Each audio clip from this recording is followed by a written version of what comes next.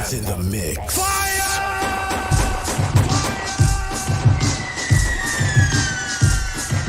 To my uptown posse, to my uptown posse, get the gat, get the gat, get the gat. To my BK posse, to my BK posse, get the gat, get the gat. I ain't playing no gat. Bang, bang, bang. To my uptown posse, to my uptown posse, get the gat, get the gat, get the gat. To my BK posse, to my BK posse, get the gat, get the gat. I ain't playing no gat. To my third wall posse, to my third wall posse, get the gat, get the gat, get the gat. You know I'm full-time tripping. The crib look like Zaha Hadid did it. Nah, he's different. Hove here to deliver ye like Moses. So it's in this beautiful fact we the chosen. Throwing Rock Nation brunches. That's a non-believers. I created my own Easter. Evidence for your reverence. Why would I not have a watch like a Saudi prince? It unfoils the slave that shook hands and humbled the Duke of Oil. The spook that spoke sterling silver and pearls tore tumbled out of my nappy coils. Visions of sugar plums for all of the boys and goyles. Look, I sell out of my ready wrist, don't make no sense. Got more money than Goodell. A whole NFL bench. Did it one-handed like Odell. Handcuffed to a jail. I would've stayed on the sidelines if they could've tackled the chip themselves.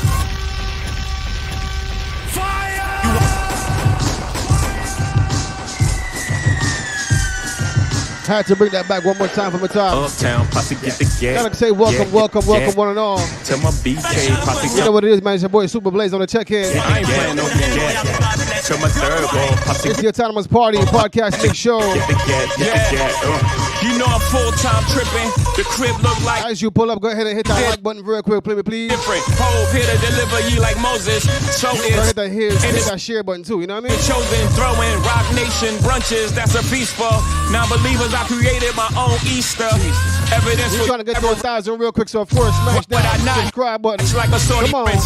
It unfoils the slave that shook hands and humbled the Duke of Oil. The spook that spoke sterling silver and pearls tore tumbled out of my nappy coils. Visions of sugar plums for all of the boys and goyles. Look, why would I sell out of my ready wrist? Don't make no sense. Got more money than Goodell. A whole NFL bench. Did it one-handed like Odell. Handcuffed to a jail. I would've stayed on the sidelines if they could've tackled the chip themselves. You backstabbers gon' turn me back to the OJ. He's not who you wanna see. He's not as sweet as the Oye. When I die, please don't tweet about my death. Trying to get mentioned, bringing attention to yourself. Please don't post some pic from in the club with some quote you stole like we was tighter than what we was. Trying to get likes for my love. If you can't go by the crib, then give my mama a hug. To my uptown posse, to my uptown posse, get the gat, get the gat, get the gat. To my BK posse, to my BK posse, get the gat, get the gat, get the gat. To my third wall posse, to my third wall posse, get the gat, get the gat, get the gat. Tell that mag know your posse, tell that mag know your posse, get the gat, get the gat, get the gat. You heard? Yeah, you listening to Super Blaze, let's go. The original. Evil bastard, cutthroat warmonger, backstabber, betray your own mother. You double tongue, double talk, cause you two-faced it. You 666 with a hiss like the original. Evil bastard, cutthroat warmonger, backstabber, betray your own mother. You double tongue, double talk, cause you two-faced it. You 666 with a hiss like Satan. No good snake, you only speak lies. Slime bucket, scum of the universe, your eyes reveal that you had no soul and expose your true colors. I see you from 3 million miles away. You use a sneaky motherfucker, but you can't fool me. You not my bro, you not my sis. The devil doesn't have a skin color or complexion, so the original evil bastard, cutthroat warmonger, backstabber, betray your own mother. You double tongue, double talk, cause you two-faced it. You 666 with a hiss like Satan. No good snake, you only speak lies. Slime bucket, scum of the universe, your eyes reveal that you had no soul and expose your true colors. I see you from 3 million miles away. You use a sneaky motherfucker, but you can't fool me. You not my bro, you not my sis. The devil doesn't have a skin color or complexion, so you not my brother, you not my sister. Yeah, your skin might be brown, but I know that you down with about 2 billion demons. Listen, stay the fuck away from me or get killed for treason against the Most High. You might got these other people scared of you, but that shit don't fly. Over here, we laugh at you, but it's not a joke. Cause people need to know about the black devil.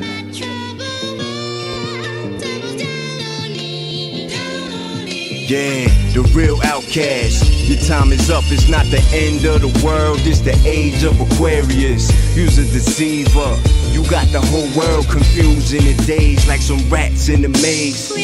You's a shapeshifter, I don't care if you the Pope, the President or Prime Minister.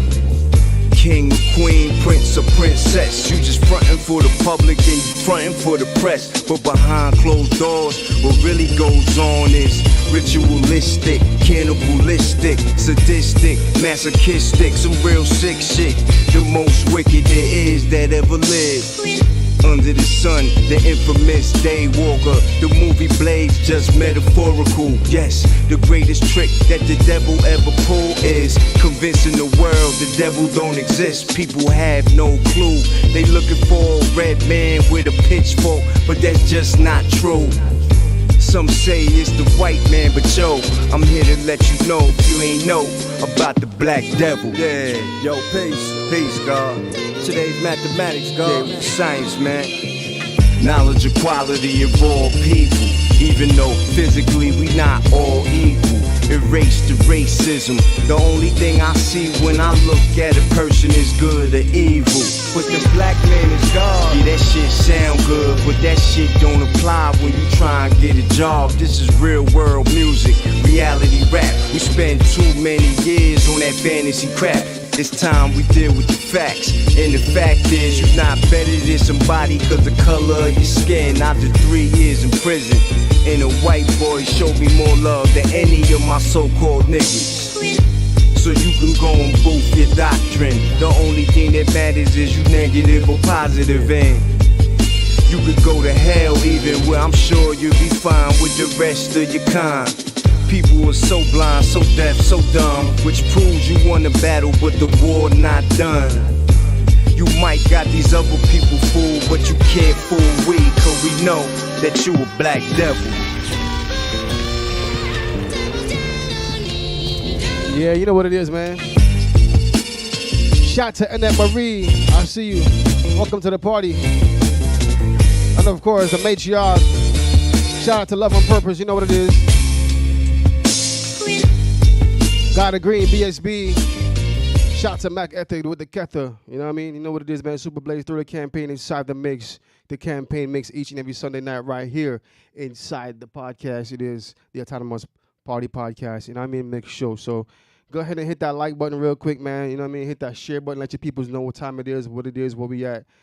Tonight, it's all about Aboriginal Wall Street, you know what I mean, learning how to get that money right, you know what I mean? So just keep it locked right here, man. It's your boy Super Blaze inside the mix in the meantime. All right, 9 o'clock, Mac takes it over. And yeah, man, we get it in, all right? Bless. Oh, Lord, hear me. Hey! Please send her to me. Let's get it. Come on. Come on.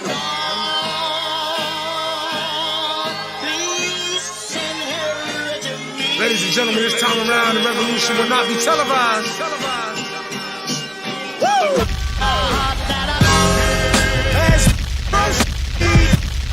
To give you what you need. Oh, 9 brother. Get it live, brother. Ladies and gentlemen of the court. And the hearing against State of Hip Hop versus Electronic. I present Exhibit C.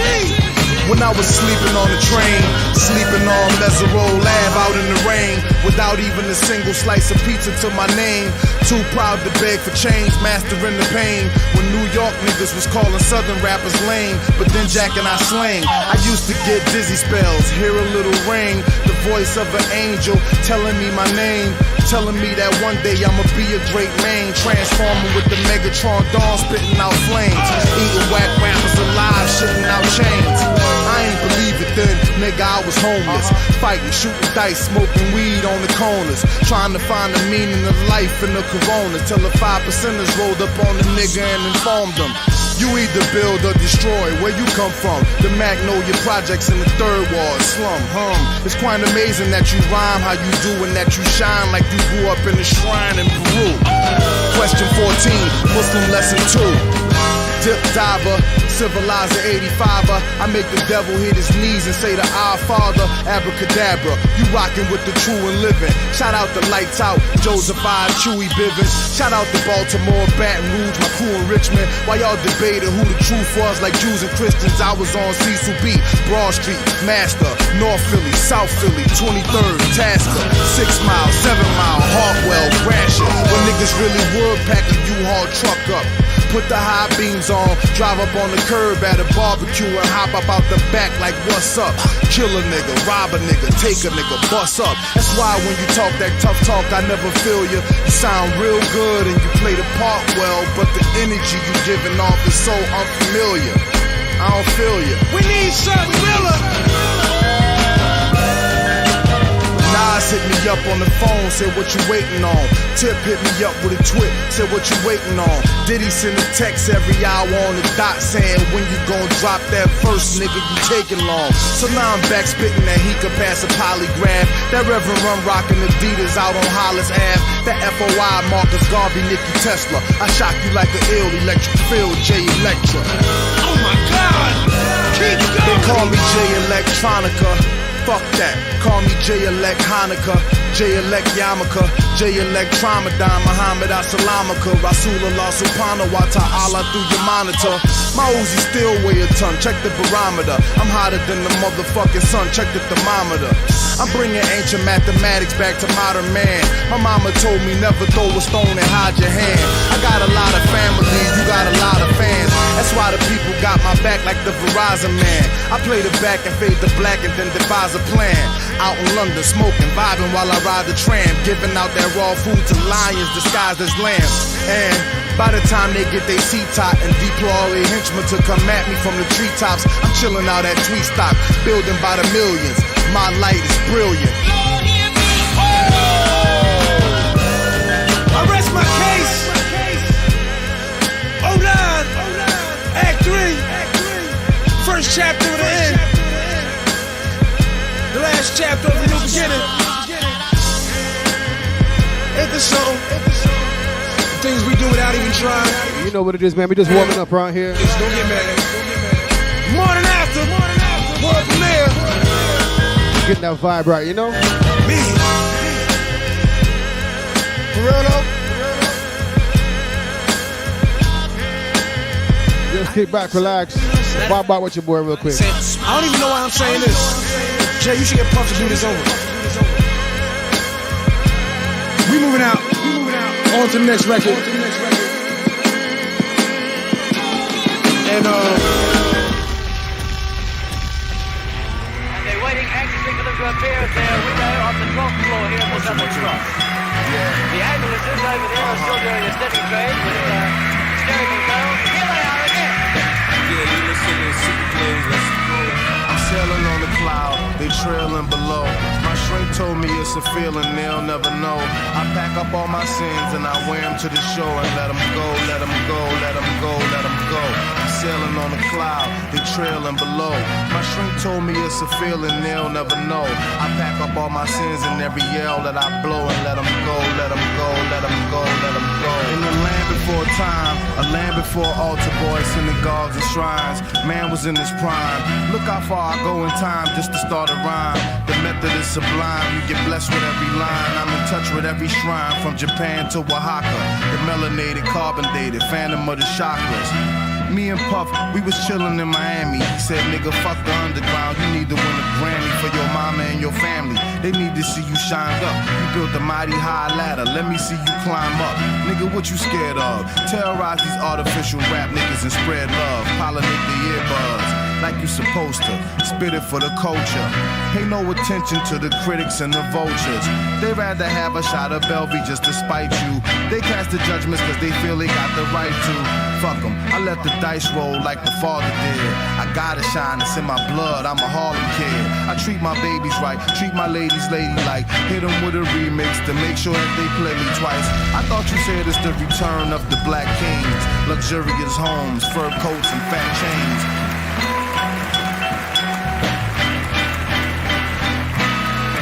Sailing on the cloud, they trailing below. My shrink told me it's a feeling they'll never know. I pack up all my sins and I wear them to the show and let them go, let them go, let them go, let them go. I'm sailing on the cloud, they trailing below. My shrink told me it's a feeling they'll never know. I pack up all my sins and every yell that I blow and let them go, let them go, let them go, let them go. In this manila envelope, the results of my insanity. Crack sat across the line between real life and fantasy.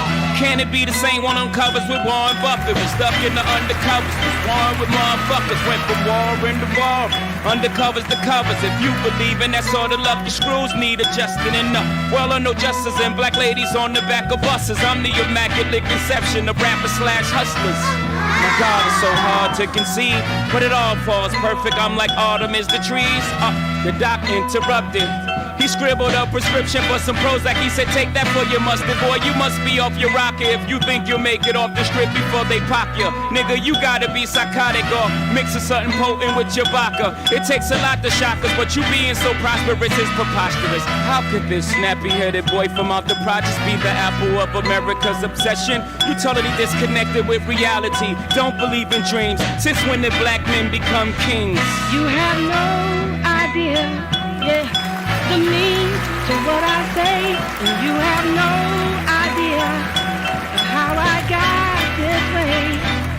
Now hear my dream, and by the time you wake, I'll look down from the clouds, see I'm on my way. I'm sailing on the cloud, they trailing below.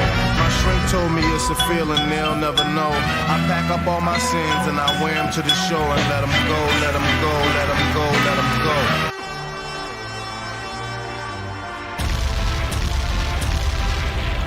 Yeah, you listening to Super Blade. And his own story was as curious as his narrative. The tale of his life is the tale of a writer of incredible vision, an astute analyst and pundit, a lyricist compassionate and callous, a reckless hedonist, and disaffected malcontent. I spit that Wonderama shit. Me and my conglomerates shall remain anonymous. Caught up in the finest shit. Get that type of media coverage Obama get. Spit that Kurt Vonnegut. That blow your brain, Kurt Cobain, that Nirvana shit. Who gon' bring the game back? Who gon' spit that rainbow on the train tracks? That gold rope, that 5-finger ring rap. Running with my same pack. You can find the Christ where the lepers and the lames at. Life is like a dice game. One roll can land you in jail or cut your cake, blowing kisses in the rice rain. Bang, bang, bang. Fire! And his own story was as curious as his narrative. The tale of his life is the tale of a writer of incredible vision, an astute analyst and pundit, a lyricist compassionate and callous, a reckless hedonist, and disaffected malcontent. I spit that Wonderama shit. Me and my conglomerates shall remain anonymous. Caught up in the finest shit. Get that type of media coverage Obama get. Spit that Kurt Vonnegut. That blow your brain, Kurt Cobain, that Nirvana shit. Who gon' bring the game back? Who gon' spit that rainbow on the train tracks? That gold rope, that 5-finger ring rap. Running with my same pack. You can find the Christ where the lepers and the lames at. Life is like a dice game. One roll can land you in jail or cut your cake, blowing kisses in the rice rain. Nice whip, nice chain, the closet of skulls. The stench is like slave blood in Providence Hall. Yeah, they built my city on top of a grade. Nigga die, nigga get high and watch the parade. Back in the early 90s, where they at, where they at? Get the gat was a popular phrase. Bally animals and rugbies was a popular craze. This the vivid memoirs of an obnoxious slave. I paid ways like Nat and Harriet. I'll blast on Judas Iscariot and peel off in the chariot. I'm sitting pretty, spitting flames, gripping grains. Ain't a damn thing changed. How did you do it? My young lad, do you ask a dolphin how it swims? No. Or an eagle how it flies? No. That's right, you don't. Because that's what they were made to do.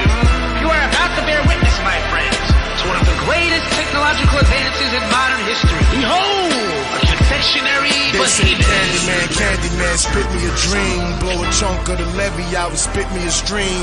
Knock a man house down and build a casino. A $2,000 government check from Fiend. I swam down Schitt's Creek and came up clean with a new lease on life like Andy Dufresne. It's the most poetical, Nat King unforgettable. Clarence 13 XLR's Rhapsody for Bellevue. I'm splitting the atoms, spitting flames, bringing change. Things will never be the same. I got the rap game singing that last like Etta James. Lames get they plane shot down like John McCain. It's a dream, it's a dream. The flow's elegant like Miss Coretta Scott King. A lot of kings seen death and turn queen. Crack they 24-inch rims in the ravine. Respect the architect, never test the Elohim.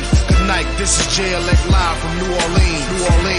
My journey has brought me to an understanding of the divine forces with which we have all been bestowed. It was in this search that I came upon a revelation, which has called me to guide millions of people towards their righteous destiny.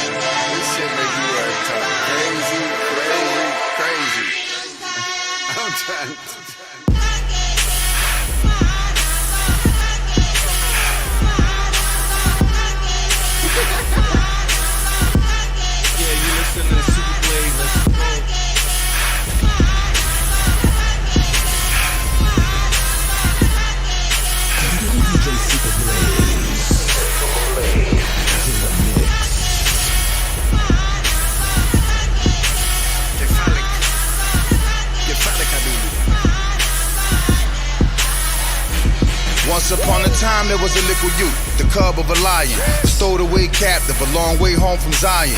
The dove Prince sang about in purple rain crying to the midget you heard tell of on the shoulders of the Listen, giant. I named my son, sir, so you gotta call my son, sir. That boy already knighted, he ain't even out his rumper. You speaking on the kingdom, you better watch your tongue, sir. I send you where you've never been, you forget where I'm from, sir. That gossip I send ball heads, you gossip out the gun, sir. I'm brazen, I'm so brazen, I'm raising in the sun, sir. You can catch this broad daylight, you know the kingdom comes, sir.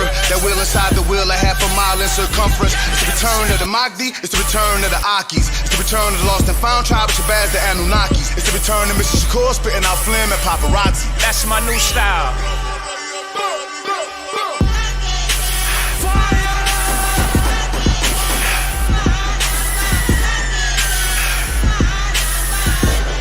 One more time for the top. Let's go. Come on. Shout to Mac in the building. What up, bro?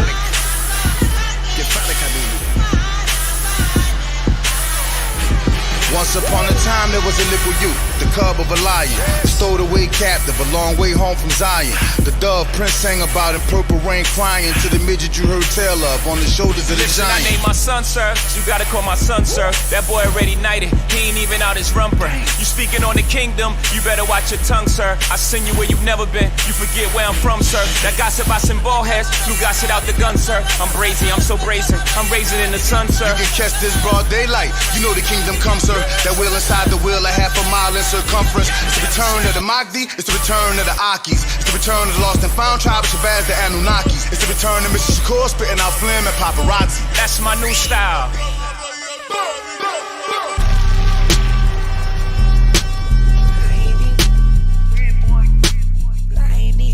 Yeah, you listening to Super Blade, let's go.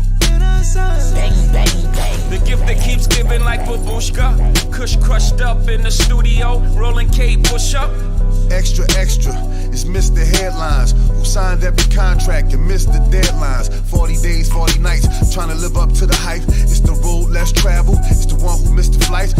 Hov hit me up like, what you scared of heights? Know your sister tired of working, gotta do her something nice. I'm like, don't even know I stay up for fouling late nights. She need bread, she need rice, she need thread, she need ice. Either tell it to my bank account or say it to the dice. When I lay down in my bed, it's like my head in a vice. When I look inside the mirror, all I see is flaws. When I look inside the mirror, all I see is balls. In the wee hours of night, trying to squeeze out balls. Bismillah, just so y'all can pick me apart. bang, bang, bang. Yeah, you listening to Super Play. Let's go. Standing by the light, see the stars in our sun.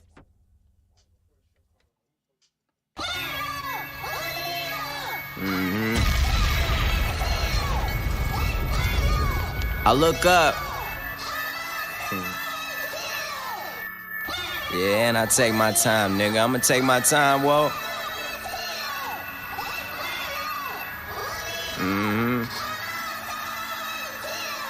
Power moves only, nigga.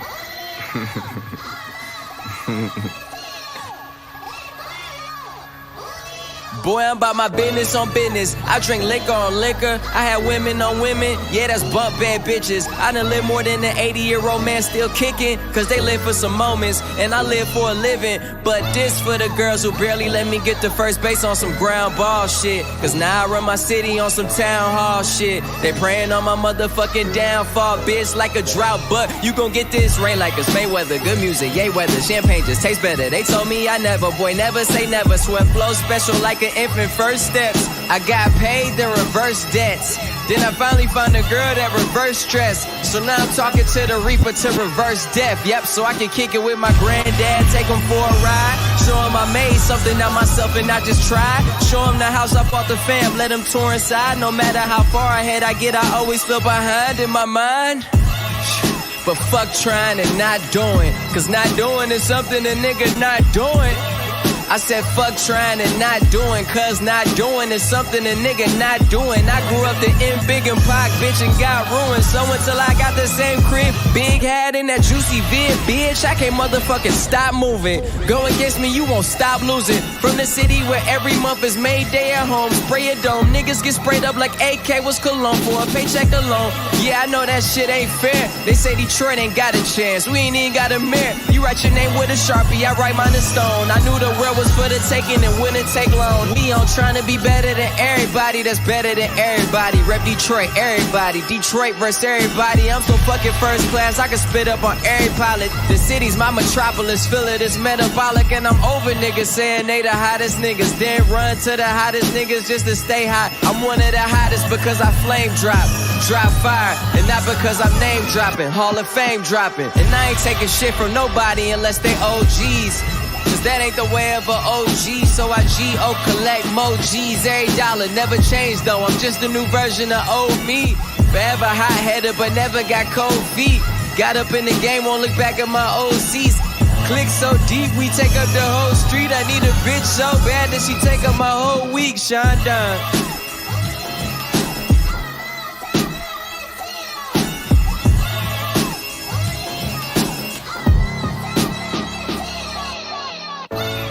Miscellaneous minds. Shout to Shauna for real. I appreciate love, all the love, you know what I mean? Welcome T. Christopher to the party. Welcome. Thanks for pulling on. I don't smoke crack, motherfucker, I sell it. Bitch, everything I rap is a quarter piece to your melon. So if you have a relapse, just relax and pop in my disc. Don't you pop me no fucking pill, I'ma pop you, then give me this. Tell Flex to drop a bomb on this shit. So many bombs ring the alarm like Vietnam on this shit. What you said, tell Blaze to drop a bomb on that shit? Think that's a dime in this bitch. One at a time, I line them up and bomb on their mom when she watching the kids. Destruction mode if the gold exists. I'm impotent like the Pope. I'm a Muslim on poke. I'm Machiavelli's offspring. I'm the king of New York, king of the coast. One hand, I juggle them both. The juggernauts all in your juggler. You take me for jokes. Live in the basement, church pews and funeral faces. Cartier bracelets for my women friends. I'm in Vegas. Who the fuck y'all thought it's supposed to be? If Phil Jackson came back, still no coaching me. I'm uncoachable, I'm unsociable. Fuck y'all clubs, fuck y'all bitches. Your Instagram can gobble these nuts. Gobble a dick up to your hiccup, my big homie corrupt. This the same flow that put the rap game on the crutch. West. I seen niggas transform like villain Decepticons. Molly's probably turn these niggas to fucking Lindsay Lohan. A bunch of rich ass white girls looking for parties, playing with Barbies. Wreck the Porsche before you give them the car key. Judgment to the monarchy, blessings to Paul McCartney. You call me a Black Beatle, I'm either that or a Marley. I don't smoke crack, motherfucker, I sell it. I'm dressed in all black, this is not for the fan of Elvis. I'm aiming straight for your pelvis. You can't stomach me, you plan on stumping me. Bitch, I been jumping for you, put a gun on me. Bitch, I put one on yours, I'm Sean Connery. James Bond with none of you niggas climbing 100 mil in front of me. And I'm gon' get it even if you're in the way. And if you're in it, better run for peace sake. I heard the barbershops being great debates all the time about who's the best MC, Kendrick, Jigga, and Nas. Eminem, Andre 3000, the rest of y'all new niggas, just new niggas, don't get involved. And I ain't rocking no more designer shit. White tees and Nike Cortez, this red Corvette synonymous. I'm usually homeboys with the same niggas I'm rhyming with. But this is hip hop and them niggas should know what time it is. And that goes for Jermaine Cole, Big Crit Wale, Pusha T, Meek Mills, A$AP Rocky, Drake, Big Sean, J Electron, Tyler McMillan. I got love for you all, but I'm trying to murder you niggas. Trying to make sure your core fans never heard of you niggas. They don't want to hear not one more noun or verb from you niggas. What is competition? I'm trying to raise the bar high. Who's trying to jump and get it? You're a better off trying to skydive out the exit window of 5 G5s with $5 grand with your granddad as the pilot. He drunk as fuck trying to land with a handful of arthritis and popping prosthetic leg bumping Pac in the cockpit. So the shit that pops in his head is an option of violence. Someone heard the stewardess said that your parachute is a latex condom hooked to a dread.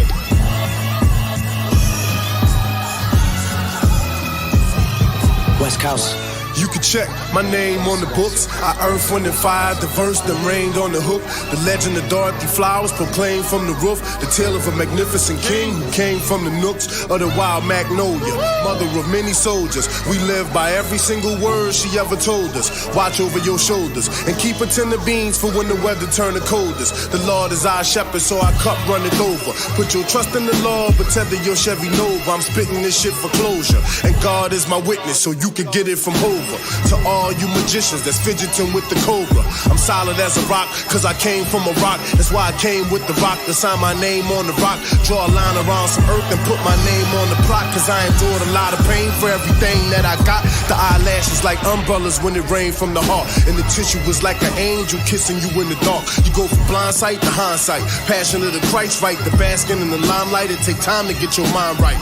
J Electricity, PBS Mysteries, in a lofty place tangling with Satan over history. You can't say shit to me. Alhamdulillah, it's strictly by faith that we made it this far. DJ Super Blaze is in the mix. Yeah, you listening to Super Blaze. Let's go.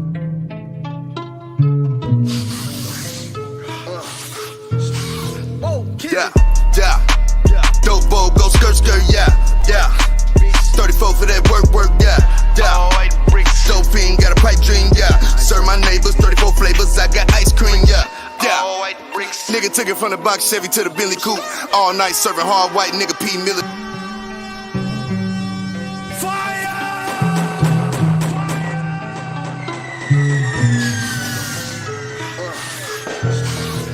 Yeah, yeah.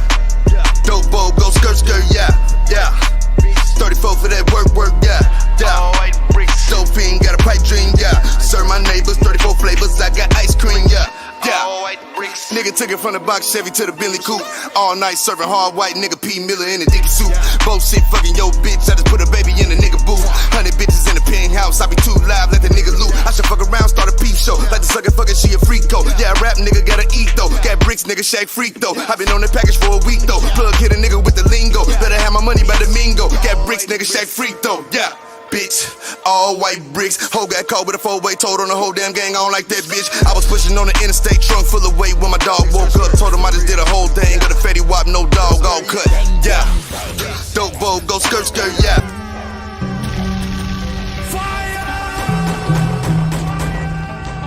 Had to play it one more time for the time. Brand new games, ice cream. Yeah, yeah. Dope bowl, go skirt, skirt, yeah, yeah. 34 for that work, yeah, yeah. Dope fiend, got a pipe dream, yeah. Serve my neighbors, 34 flavors, I got ice cream, yeah, yeah. Nigga took it from the box Chevy to the Billy Coupe. All night serving hard white nigga P. Miller in a dick suit. Bullshit fucking yo bitch, I just put a baby in a nigga booth. 100 bitches in the penthouse, I be too live, let the nigga loot. I should fuck around, start a peep show. Like the sucker fucking, she a freak though. Yeah, I rap nigga gotta eat though. Got bricks, nigga Shaq freak though. I been on the package for a week though. Plug hit a nigga with the lingo. Better have my money by the mingo. Got bricks, nigga Shaq freak though. Yeah. bitch. All white bricks. Hoe got caught with a 4-way, told on the whole damn gang. I don't like that bitch. I was pushing on the interstate, trunk full of weight when my dog woke up. Told him I just did a whole thing. Got a fatty wop, no dog, all cut. Yeah. Dope bowl, go skirt, yeah. Yeah. 34 for that work, yeah. Yeah. All white bricks. Dope fiend, got a pipe dream, yeah. Serve my neighbors, 34 flavors. I got ice cream, yeah. All white bricks. When it come to getting money, nigga, we the best. Put a chopper on you pussies with the GPS. Getting dressed up for the club just to go be with rats. Never speaking with you niggas cause I'm speaking facts. Couple mil a duffel bag, I gotta block the feed. Kill them niggas, homicide, they got a lot of leads. She told me I'm the richest nigga that she ever met. 20,000 Balenciagas, I ain't wet him yet. Her new boyfriend keep asking where you met him at. Yeah. Dope bowl, go skirt, yeah. Yeah. 34 for that work, yeah. Yeah. Dope fiend, got a pipe dream, yeah. Serve my neighbors, 34 flavors, I got ice cream, yeah. All white bricks.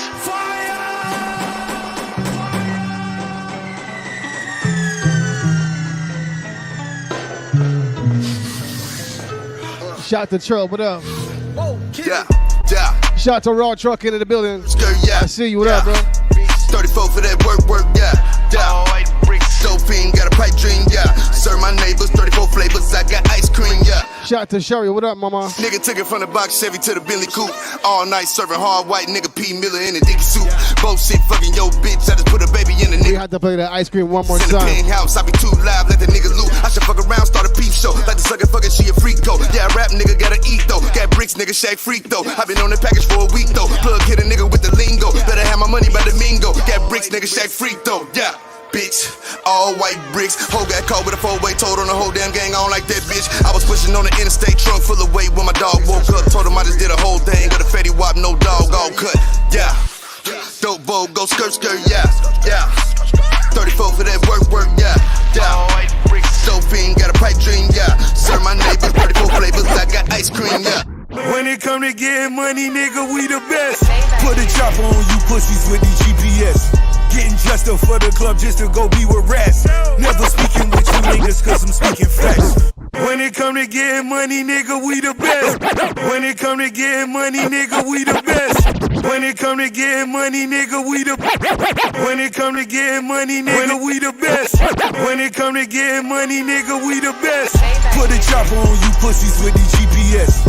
Getting dressed up for the club just to go be with. Shout to Fred. Never speaking with you niggas. Tap in, come on. Couple mil a duffel bag, I gotta block the feed. I'll be the original Wall Street tonight, man. Gotta get that money, you know what I mean? She told me I'm the richest nigga that she ever met. 20,000 Balenciagas, I ain't wet him yet. Her new boyfriend keep asking where you met him at. Yeah. Dope bowl, go skirt, yeah. Yeah. 34 for that work, yeah. Yeah. All white bricks. Dope fiend, got a pipe dream, yeah. Serve my neighbors, 34 flavors, I got ice cream, yeah. All white bricks.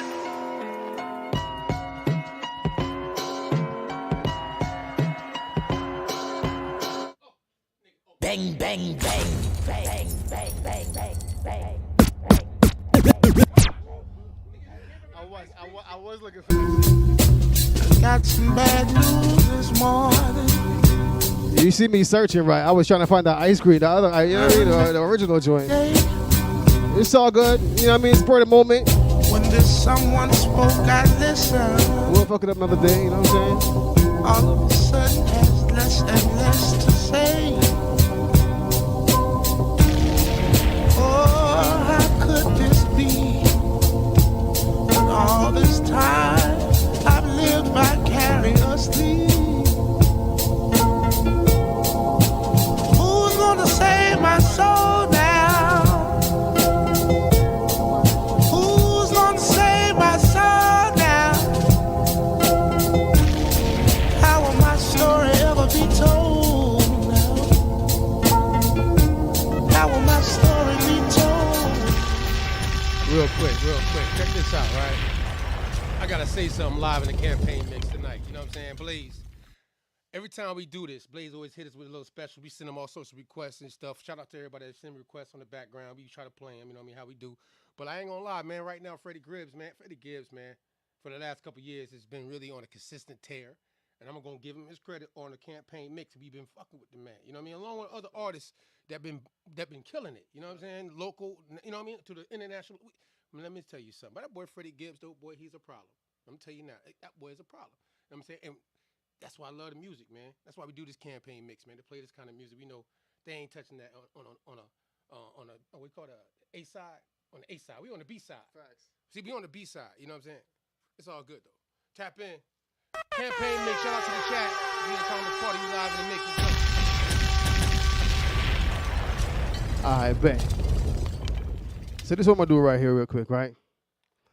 I'm gonna run that bitch back one time. You know what I'm saying? I'm gonna run it back real quick for a hot second. All right, let's do that real quick, right?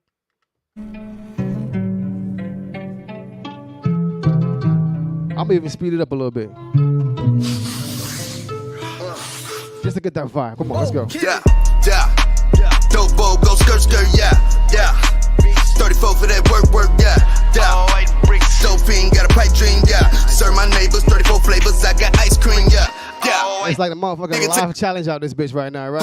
All night serving hard white. Let's get it, man. In the deep soup, both seats. Super Blaze inside the campaign mix, through the campaign. This shit, man. Come on, let's go. I be too live, let the nigga loot. I should fuck around, start a peep show. Like the sucker fucking, she a freak though. Yeah, rap nigga gotta eat though. Got bricks, nigga shake freak though. I been on the package for a week though. Plug hit a nigga with the lingo. Better have my money by the mingo. Got bricks, nigga shake freak though. Yeah. Bitch, all white bricks. Hoe got caught with a 4-way, told on the whole damn gang. I don't like that bitch. I was pushing on the interstate, trunk full of weight when my dog woke up. Told him I just did a whole thing, got a fatty wop, no dog, all cut. Yeah, dope bowl, go skirt, yeah. 34 for that work, yeah. Dope fiend, got a pipe dream, yeah. Let's cut to Ross real quick. Hold on. I got ice cream, yeah. When it come to getting money, nigga, we the best. Put a chopper on you pussies with the GPS. Getting dressed up for the club just to go be with rats. Never speaking with you niggas cause I'm speaking facts. Couple mil a duffel bag, I got a block to feed. Kill them niggas, homicide, they got a lot of leads. She told me I'm the richest nigga that she ever met. 20,000 Balenciagas, I ain't wet him yet. Her new boyfriend keep asking where you met him at. Yeah, dope bowl, go skirt, yeah. 34 for that work, yeah. Dope fiend, got a pipe dream, yeah. Serve my neighbors 34 flavors, I got ice cream, yeah. All white bricks.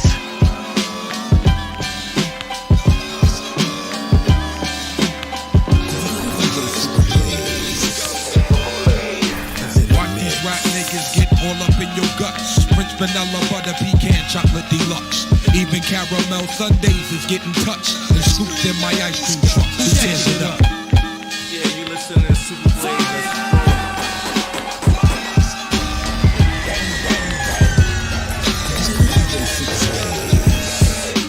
Watch these rap niggas get all up in your guts. French vanilla butter pecan chocolate deluxe. Even caramel sundaes is getting touched and scooped in my ice cream truck. Who tears it up? Yo, honey dip, summertime, fine jury dripping. Seen you on pickings with a bunch of chickens, how you clicking? I kept shooting strong notes as we got. We had to go there. Honey throat smelling like import. Come on. Your whole shell, baby's wicked like Nimrod. Caught me like a freshwater straw, or may I not be God? Attitude is if you was born late 90s, I don't know. You don't know about nothing about this. Fine, see your law rule. They call me Starkey Love Hunt. Check the strategy by any means. Shirley Temple. We talk about done by Billy Jeans. What, 30 or better? This is America. Your name is Erica, right? True. At least. Easy Abu, small V6. Come on. Caramel complexion, breath smelling like cinnamon. Excuse me, honey, don't mean no harm. Turn around again. Goddamn, backyard's banging like a Benzie. If I was Jiggy, you'd be spotted like Spot McKenzie. I'm high powered, put a Dina Howard to sleep. You're parting. That bitch been on my mind all week. But back to you, Maybelline Queen. Let's make a team. You can have anything in this world except cream. So what you wanna do? What you wanna do? Let's go ahead and walk these dogs and represent Woo.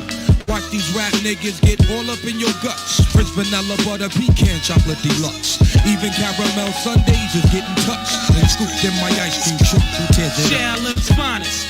What up, boo? Peace, your highness, yo, I'm lounging. Big dick style, y'all niggas is the flyers. Moves you're making, true fly chooses, shaking out a rape patient. You're looking good, fly colored Asian. Ghettos, them is your hometown. We could go the whole round. After that, I'm shooting downtown. I'm rocking hats and your wig is all intact. Who's that queen bee chick? Eyes pearly black. Freaks be moving and fly sneaks. 2-finger rings and gold teeth and ain't afraid to hold heat. So when I step in the square, you better have cream this shit. Weekends, Ben, I can get. Watch these rap niggas get all up in your guts. Prince Vanilla Butter Pecan Chocolate Deluxe. Even caramel sundaes is getting touched. Scooped in my ice cream truck. Who tears it up? Black chocolate girl wonder, shake ground like thunder. Politic to your deficit step, give me your number. Your sexy, persuasive tatas and thighs. Catch my eyes like highs, I want your bodily surprise. Double down sometime, ice cream, you got me falling out like a cripple. I love you like I love my dick size. Ooh, baby, I miss you. Your sweet tender touches take pulls off the Duchess. Orgasm in my mind, stay masturbating your clutches. I want you for self like wealth, so play me closely.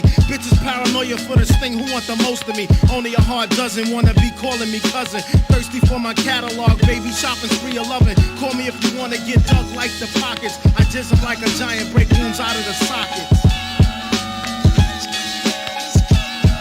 Wu-Tang in the cut, for real niggas what? It's the after party, your bitches wanna fuck. Watch these rap niggas get all up in your guts. Prince Vanilla Butter Pecan Chocolate Deluxe.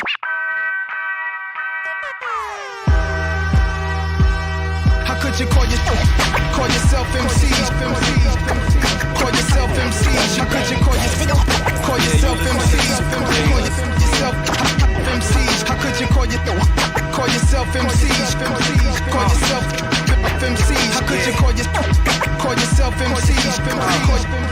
Call yourself Lessons in life to the children. They say life is like 5 days. Words of an old man with silver hair in his wheelchair. His eyes were bloody while describing what lies before me. Said evil and jealous men would try to destroy me.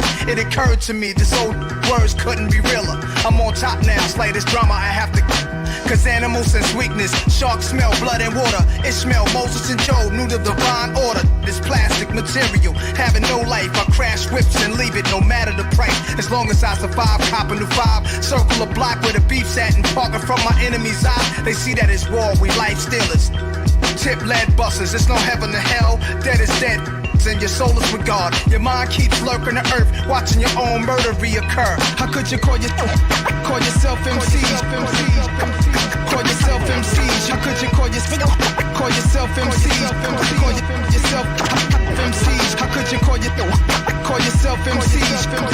Call yourself MC. How could you call yourself MC? Call yourself MC. Have you ever had that feeling like you've been falling for weeks in a well? I was on the verge of dying like E.T. in the bald spot of the forest, right next to the speaking spell. Trying to phone home, but the signal wouldn't reach the cell. Trying to hold on a little longer, teeth and nails without a hand to wipe the tears away from my cheeks when he fell. When I couldn't get peace from a pipe or chief in the L, I thought of the words of Pastor Dunn when he said, son, first they screamed Hosanna on the highest and turned around and crucified the Christ after a week in jail. Stick to the script like paper clips and coffee stains. Never let a seed of doubt deter you from your lofty aims. The will is much stronger than the flesh, and it only gets stronger when you're going through duress. Imagination is the factory that makes legends. Close your eyes and dream big. In the everyday How could you call yourself MC? Call yourself MC. How could you call yourself MC? Call yourself MC. How could you call yourself MC? Call yourself MC. How could you call yourself MC? Call yourself MC.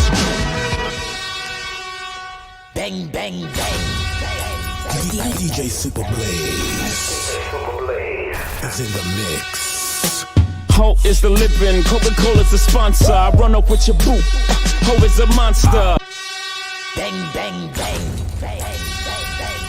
Yeah, you listening to Super Blaze. Let's go. Ho is the living, Coca-Cola's the sponsor. I run up with your boot. Ho is a monster. Yeah, they like me like that. Every girl I see wanna be wifey like that. I'm the king of Samunda, king of the summer. Come be my Kardashian, queen of the come up. To be loved, Shakespearean experience. To be us, jumping off boats, hopping off another cliff. Every 6 months I think I need a new bucket list. Yeah, I think I might need a harem. I'm way too much, y'all should share 'em. I'm feeling like a baron, all I need is a castle. Be my helle baron, all you need is a castle. All I need is heaven, I don't want the hassle. God bless the child that can hold his own. Hat you. My instincts guide me through this Curtis Blow culture. Good angel, bad angel sitting on both shoulders. One be trying to gas me, manipulate me, tip me, make me have no soul. So I like to take a tally all in favor of the days when the paper wasn't major, but love was abundant. Before the God got the godson upon the stomach. Let these niggas know it was a feeling I would get from music that they would come with. Hate start with H, cause the H come after a G. They won't say it face to face, they say it after I leave. After the first night at my place, she asked for the keys. It's my season, Garden of Eden, we Adam and Eve. Now we naked in savage hedonism from a lack of belief. I ain't a pastor, Pastor Lafitte. We ain't in no relationship, but do relationship things. No ring, but she slides through when I ring. Ha, let's put success to the side. I still be this fly if I work the Popeyes. That's a whole lot of spinach, whole game full of gimmicks. Make a fool out of yourself for a post on academics. We are not the same, I am an alien hovering over your city, shutting down all the stadiums, wiping out everything in my radius. Don't play with us. Y'all ain't made enough. Shit pop off. We don't blow it up till we blow it up. Cats better slow it up. Y'all niggas know what's up. My niggas throw it up. We all know that. Got niggas missing in action. Where are they at? See, you niggas never really been stuffed out, but you got enough mouth to get snuffed out. Duke the rough route. We don't play around here, nigga. We grown. Start applying pressure. Give a dog a bone. I'm taking half. It's just that simple. Or I can start popping niggas like pimples. I'ma let you call it. You ballin' till you get hit with them hot things. Now you staggering and falling. Holding up the wall. You got more than enough holding you to fall. You just wasting nigga time. Come on, man. I got shit to do. Like hit your crew, might hit your crib. What that bitch gon' do? Not a damn thing, but go with the program. Beast on that bitch like Conan, Bonan. I'ma go with no man is ever gone, nigga. But it's all in the song, I'll let you know. In the fucking song, I got nothing to hide, but you got a reason to run. Come through like till it's squeezing the dust. One city, one country, one state. Some place to be nobody. Some place to be. Some place you wouldn't know probably.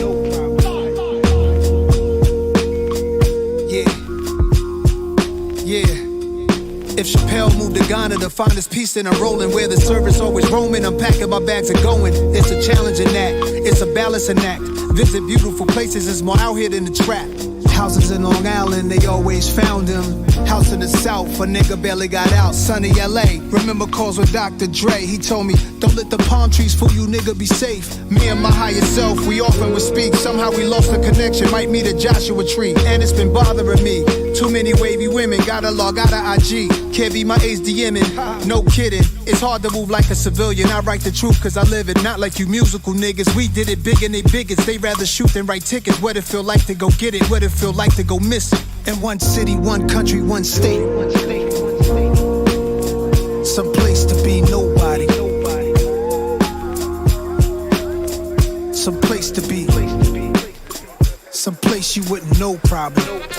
Some place to be nobody.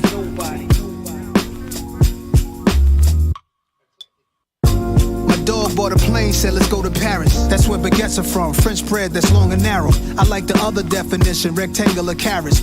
The concept of the song is rather esoteric. This girl said in Grenada we should go get married. Broke the meaning down of the Virgin Mary.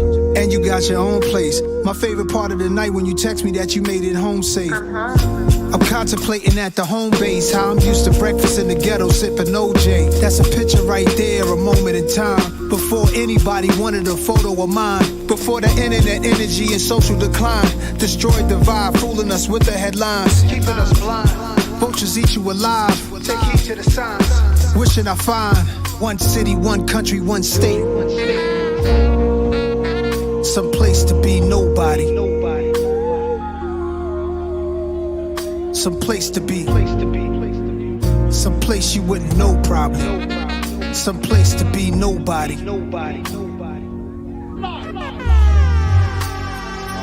All my time is spent focused on my freedom now. Why would I join them when I know that I can beat them now? They put their words on me, and they can eat them now. That's probably why they keep on telling me I'm needed now. They tried to box me out while taking what they want from me. I spent too many years living too uncomfortably. making room for people who didn't like the labor but wanted the spoils, greedy, selfish behavior. Now let me give it to you balanced and with clarity. I don't need to turn myself into a parody. I don't do the shit you do for popularity. They clearly didn't understand when I said I get out apparently. My awareness like Keanu in the Matrix. I'm saving souls and y'all complaining about my lateness. Now it's illegal for someone to walk in greatness. They want the same, but they don't take risks. Now the world will get to see its own reflection, and the anointed can pursue their own direction. And if you're wrong and you're too proud to hear correction, walk into the hole you dug yourself, fuck a projection. See me in my freedom taking all my land back. They said a lot against me thinking I just stand back. I got my legs beneath me, I got my hands back. A lot of people sabotaged, they couldn't stand that. I turned the other cheek, I took blow after blow. There's so much crisis in the world cause you reap what you sow. When you keep what you know is meant for someone else, the ditch you dig for them, you might just end up in yourself.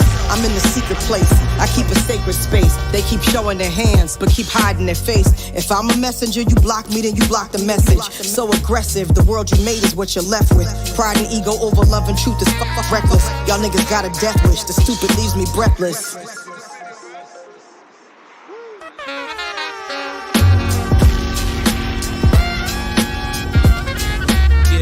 Some place to be. Yeah. Ain't ducking nothing. Just might have to build my own city where y'all need a real nigga passport to enter. Miss Hill, we ain't going nowhere. They gonna have to deal with us. Make them uncomfortable. Yeah.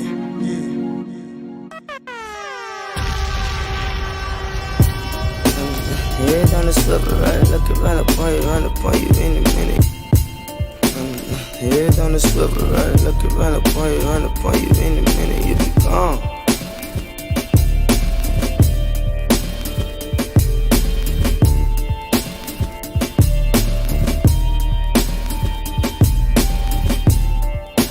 Yeah, you listening to Super Play, let's go. Yeah. Nigga, keep your head on the swivel. Trouble looking around the corner, run up on you any minute, you'll be gone. I know niggas dead out of desperation. R.I.P. my nigga Allen, damn, I wish you would've stayed at home. Learn to make the best out of shitty situation. No complaining, no more Zen, I leave the medicine alone. Dog, I swear to God that I'm changing for the better. Fuck whoever got the nerve to try to tell me that I'm wrong. I done made it up, I done made it out, I done made a way. We been making waves, we been making sounds. Rappers selling fake, they paper mache like pinata, they can't wait to break. I came in the May, promise mama she gon' see the day when we all okay. All it really take is time and dedication. I pray for the hunger to be permanent, no matter what that make. Hey, better swing bake with the batter for the cake. Nigga, keep your head on the swivel. Trouble looking around the corner, run up on you any minute, you'll be gone. I know niggas dead out of desperation. R.I.P. my nigga Allen, damn, I wish you would've stayed at home. Learn to make the best out of shitty situation. No complaining, no more Zen, I leave the medicine alone. Dog, I swear to God that I'm changing for the better. Fuck whoever got the nerve to try to tell me that I'm wrong. I don't know what it is, man. I don't think I'ma be here that much longer, man. Something's watching me, man. Something's following me. Something want me dead, man. Pray for me, please. Hell, when I was young, I ain't had to pop no guns. Nothing cracking in the slums you couldn't handle on your own. Shit around my block where we used to knock couple souls fly. Wasn't nothing like you guys, what y'all on. Shit, it wasn't nice, wasn't paradise. Wasn't lights back to back, many nights was on our own. Mama had to work, Papa had 3 jobs. No, we not Jamaican, my sir, but we always robbed. Shit, that kept my head on the we've been bobbed. I'd rather be dead than to we've been sobbed. So we solved any major prop with the quick resolve. Had to swap, circle that bitch up, and let's get involved. Neighborhood on lock, fuck, we need the cop. That was way back, way for Rick and past the rock. Left us with a needle and a jump shot. Need to counting seconds on the fingers through the gunshots. Nigga, keep your head on the swivel. Trouble looking around the corner, run up on you any minute, you'll be gone. I know niggas dead out of desperation. R.I.P. my nigga Allen, damn, I wish you would've stayed at home. Learn to make the best out of shitty situation. No complaining, no more Zen, I leave the medicine alone. Dog, I swear to God that I'm changing for the better. Fuck whoever got the nerve to try to tell me that I'm wrong. I'm from a time and place where there's no time or space. Far beyond the heavens, way beyond the realms of outer space, where birds cannot fly and planes cannot go. the blissful land of Dharma Setra, the infinite abode of the soul. I'm from a galaxy far, far away, but I'm going home. Wish I could stay. See you later, Earth. I'm from a galaxy far, far away, but I'm going home. Wish I could stay. See you later, Earth. Samadhi, Samadhi, Satnam, Samadhi, Samadhi, Samadhi, Satnam, Samadhi, Samadhi, Samadhi, Satnam, Samadhi, Samadhi, Samadhi, Satnam, Samadhi, stay free. Transcending this world of limited sight, reuniting my masculine and feminine sides. As I follow my breath, my energies rise until I reach that sight of infinite light. Katushta Chaitanya, consider it Christ. My home is bliss and infinite light. I'm from a galaxy far, far away, but I'm going home. Wish I could stay. See you later, Earth. I'm from a galaxy far, far away, but I'm going home. Wish I could stay. See you later, Earth. Samadhi, Samadhi, Satnam, Samadhi, Samadhi, Samadhi, Satnam, Samadhi, Samadhi, Samadhi, Satnam, Samadhi, Samadhi, Samadhi, Satnam, Samadhi, stay free.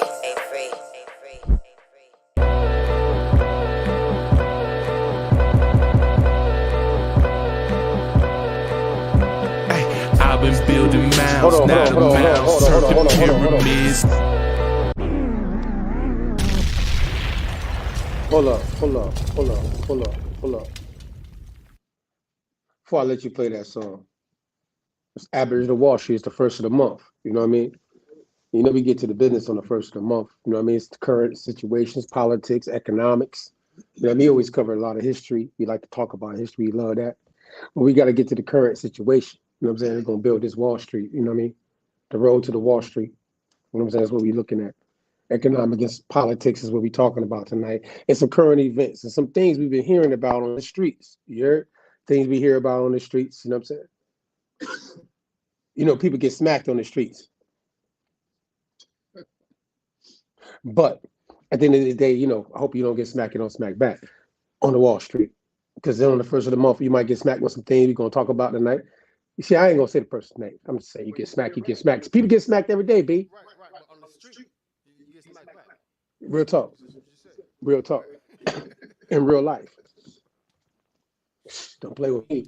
At the end of the day, though, tap in right after this song. We're going to go right into the mix. Excuse me, I'm saying mix. See, you got me caught up in the campaign mix right now. I was typing, hyping and shit. Man, I'm trying to tell y'all. I mean, either way, though, we're going to go right into the joint right after this, the podcast, part of the portion of the night. Got a couple guests, obviously Crypto Fred, Money Corner, and shout out to Monte. We got some things pulling up about some current things we want to talk about that we think that people need to know about on the streets. You know what I'm saying? Aboriginal Wall Street. Tap in after this right here. Vibe. I've been building mounds, now the mounds turn to pyramids. School of thought, follow God, fuck what your religion is. Y'all niggas look small from the view of my pyramid. Hey, look at that from my pyramid. I've been building mounds, now the mounds turn to pyramids. School of thought, follow God, fuck what your religion is. Y'all niggas look small from the view of my pyramid.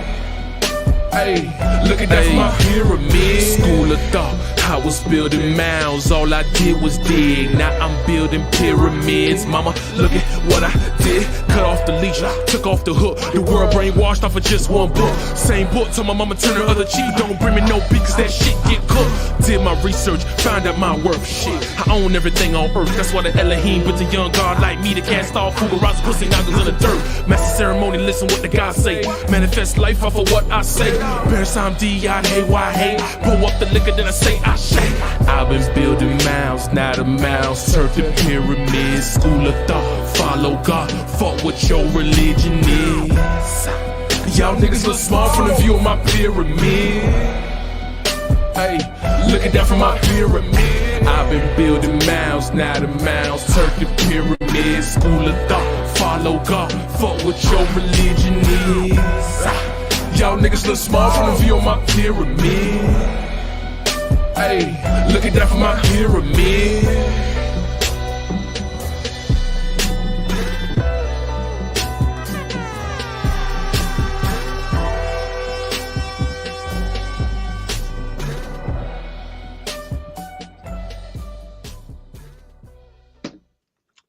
Tap in, tap in.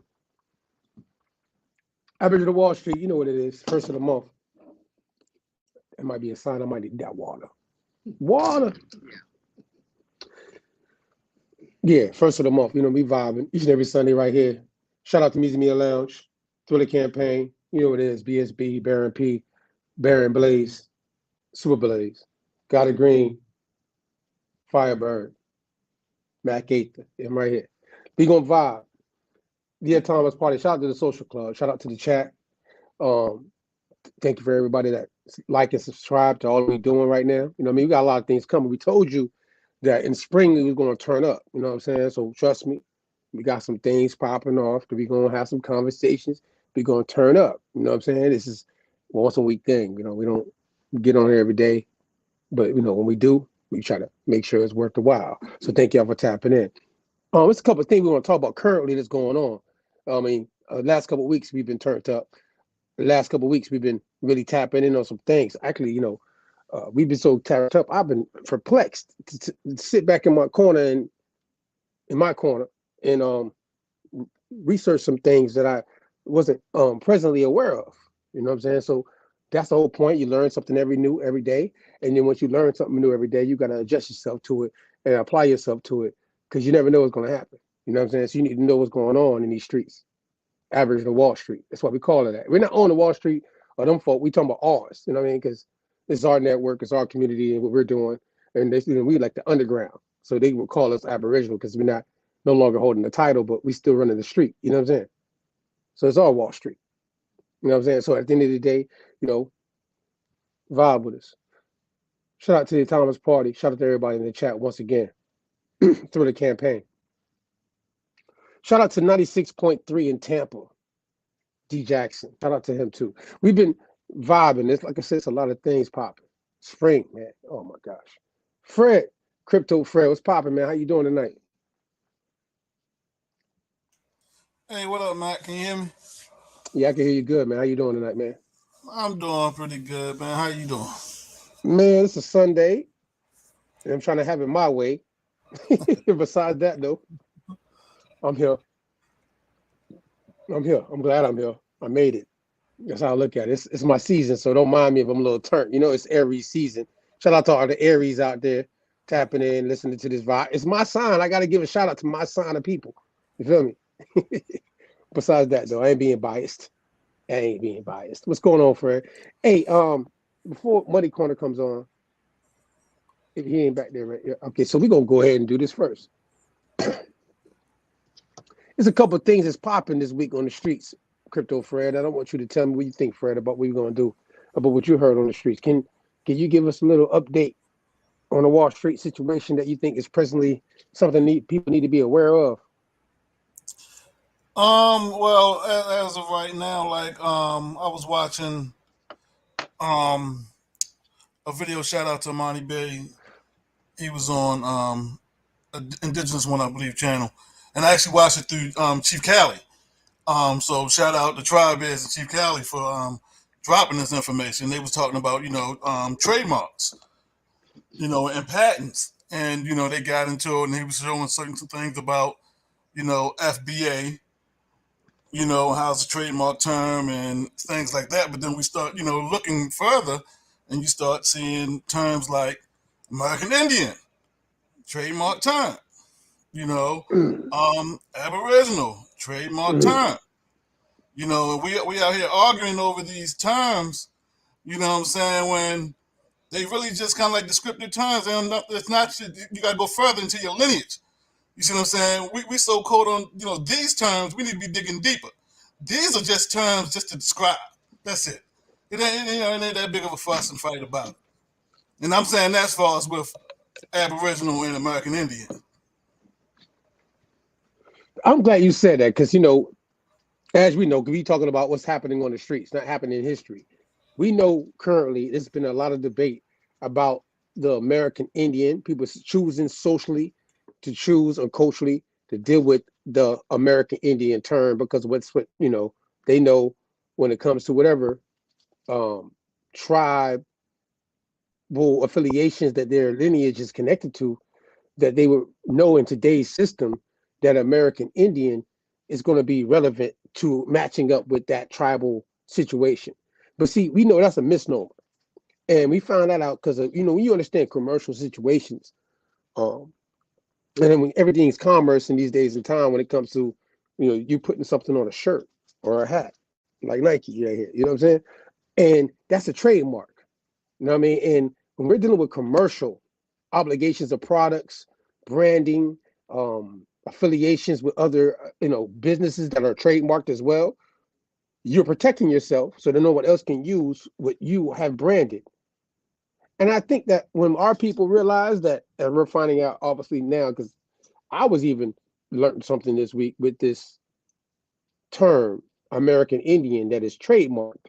Fred, you want to tell them what's connected to this trademark or who got this trademark? Who owned the trademark of the American Indian? For the American Indian, the trademark is, let's see.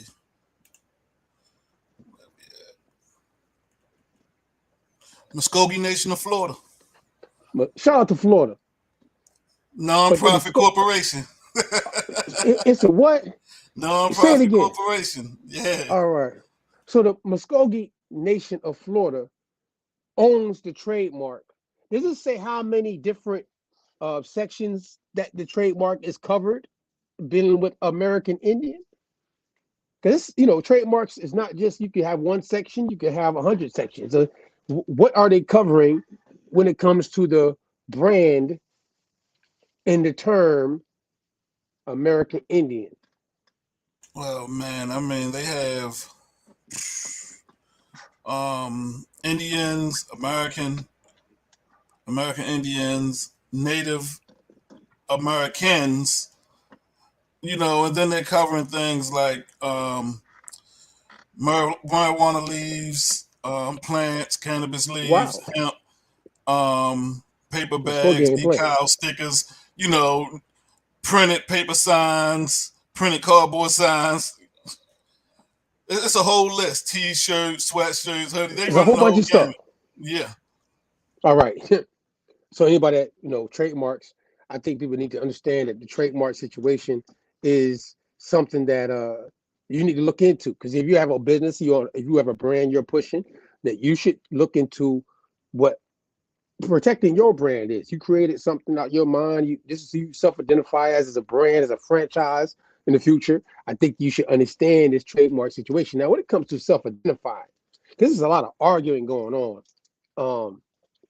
And I think we put plenty of sources up to the series that we've done this year, called The Ethnogenesis of an Aboriginal American. I think we're on part 7. We're going into 8. You know what I'm saying? And matter of fact, no, next week we're going to 7, and we got Tavis Sanders coming back for 8. That's how deep we into the series, you know what I'm saying, of guests and the conversations we're having dealing with ethnogenesis of a people who we call or described as Aboriginal Americans. Now, when it comes to the trademark part, when people we have been talking to and we're telling them based off of all lawful information, all traditional information, court cases, titles of land, we're finding the word Aboriginal. Am I right, Fred? That's correct. So when we say Indian and we look it up lawfully, commercially, in different situations, there automatically seems to be a connection to this word Aboriginal and inhabitants. Am I wrong about that, Fred? Because we've looked this up. No, you're correct. All right. So we know that play game, people playing games on the streets right now, divide and conquer type of tactics. You know what I'm saying? Saying that American Indian and the Aboriginal is pseudo. Now, whoever group or organization, and I'm gonna say this for the record on the streets, any organization that is on the record right now saying that Aboriginal and American Indian are not the same, then you're really playing a game for the narrative of your group of people. But the funny part about it is, because we're not being biased on the streets, because if it's sell, it's sell type shit. If you're hustling, you're on the streets, and you're doing whatever you're doing, if it work, it work. It don't work, it don't work. This is what's going to happen. You know what I'm saying? On the streets. It's hard boiled on the streets. Is what it is. So the word Aboriginal is trademarked too, by the way. So I'm not being biased, because this is not the word Aboriginal in today's time in commerce, not dealing with your ethnicity or your lineage that cannot be trademarked. Am I right, Fred? Lineage cannot be trademarked. That's correct. But anything outside of your lineage can be trademarked. Am I right, Fred? That's correct. So a social construct can be trademarked. Yep. That is correct. And that was one of the other ones they went over. African American. People running around with African American on their paperwork. You know what I'm saying? And African American is trademark term. You know what's crazy? That's why I'm gonna give a shout out to, again, Florida, the Muskogee Nation. They trademark American Indian through their nonprofit organization dealing with commerce and what they're doing with the brand of the American Indian that represents their people, as they would call it, right? Because we know that don't necessarily fit just them. But commercially, they own the brand. So if you decided to go do a movement and push American Indian everywhere, literally somebody can, but we told you who it was, the Muskogee Nation of Florida can come and tell you to take down all your shit. Am I right, Fred? That's correct. All right. So we just talking lawfully and commercially. You know what I'm saying? So people that's understanding that we're dealing with CDC and your Social Security office changing your status to Native American or American Indian because you're finding that you have a Aboriginal or indigenous root to any tribal First Nation people of the Americas pre-Columbian.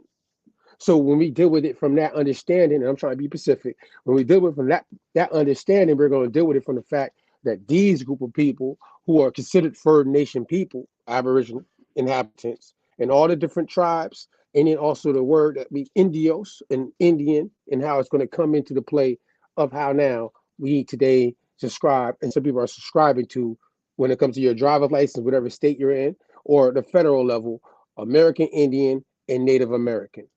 Am I wrong about that, Fred, from what we researched? No, you're right. I'm going into that next. God agree. I'm going into that right next. Trust me. I'm segue. I want to make sure I cover this real quick so people understand now. We ain't being biased. Because trademarks has nothing to do, just like a gun that's on a bullet, ain't got no hands. You know what I mean? It's going to hit you. It's what it is. It's business. Aboriginal, real quick. Who owns the Aboriginal trademark? Since we gave out the American Indian part, who gives out? Who's involved with that? It's the individual Jerome Taylor in Tennessee. It's for evangelistic ministerial services that administers to the temporal and spiritual needs of followers. So it sounds like it's part of a church. Another church, another nonprofit organization. Y'all hearing this out there in the chat? I'm gonna make sure y'all know. So we went through American Indian. The Muskogee Nation of Florida owns that trademark. Aboriginal. What's the name of it again? So it's a long situation. Say it one more time for the people. Well, no, it's an individual, Jerome Taylor, but the use of it is for evangelistic. Yeah, it's for pretty much the church business, ministerial services that administer to the temporal and spiritual needs of followers. I bet. So now, We went through them too. We're giving you the trademarks of these names in commerce, if you branding yourself in a certain way. Because I know some people say, well, I'm still that. It's cool, you know what I mean? But when it comes to what we see, with the different groups, freedmen, ADOS, FBA, just like Aboriginal, just like American Indian, these are things, they're social constructs. They're not lineages. They're social constructs that we see people argue and fight about in our community today, that, you're this and I'm that, and I'm this and you're that. But that's not your lineage. But this is what I self-identify as: social, political, economically. And this thing you can't even brand. We ain't gonna be excluded. You know how I feel about African American anyways. So this is a shocker, because I'm gonna tell you why it's a shocker. Let me tell you why it's a shocker. At least the American Indian is going to go back to a nation of people that the federal government is going to acknowledge as actually that, right? Like, even though they're not the only ones that should be able to claim that and do business underneath this, they should protect American Indian anyways. Fred, what you think about that? Like, American Indian at this point should be protected to where you cannot trademark that term. Do you agree with that? I agree. It should be. But why is it not protected? Obviously, it's not. It's not. It's not, because it's not a lineage. It's not a lineage. Exactly. Gonna get back. So that's why I'm gonna go back to this African American, right? Now you would think, with all the Pan-Africans, the ADOS, the FBA, the freedmen, all the different nonprofit organizations that would be Pan-African Black Pride situations, and you're telling me that us as a people over all these years and how this turned from Jesse Jackson. Now, some people argue in the Pan-African community, Jesse Jackson is not the person that first used the term African. We didn't get it from there. And they're right. It goes older than that. Now, I've already broke that down. You know what I'm saying? A freak, a Frenchie, freedman. I ain't gonna go into that tonight. I'm not gonna go into much in there. You got to go back and watch one. I ain't gonna do that. But so this word, again, though, African American, who owns that trademark? African American. Individual by the name is Ding Yong Lee in China. What? What's his name? That nigga said Ding Yong Lee or Ding Yong Lu. Hey, stop playing with me. No, go ahead. I'm tripping. That shouldn't even sound right? I know I came across the wrong way. I apologize for all the young people watching this. It's not my fault. I pronounced shit wrong. But that shit did. Say it again. I ain't gonna repeat it. Go ahead. You say it. Ding Yong Lu.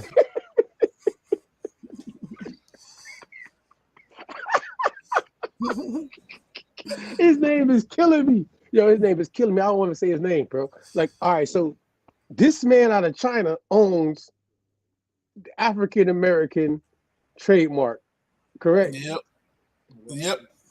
What's the uses for the African American trademark that he did? Most dolls, clothing, toy, imitation cosmetic, infants toys. So it's like some, probably a doll line, toy line, something like that. So this man making dolls in China, and he go ahead and trademark the word African American, huh?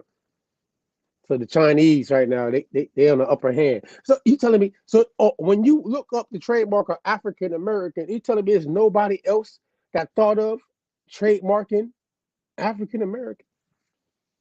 I know you'd have thought to probably see Jesse name or something, huh? Rainbow Coalition, something like that. Somebody. Rainbow Boys. The NAACP. I mean, the African Colonization Society. I mean, we could go through a lot of people that could be, trying to think smart in business and saying, this is a brand. We're going to push this brand. We want people to believe in this brand. We're going to trademark this brand so that we can go ahead and do this. You know what I'm saying? What's really going on? Is this making sense to y'all? I mean, I don't know if anybody else heard that in the chat. And I mean, just think about that.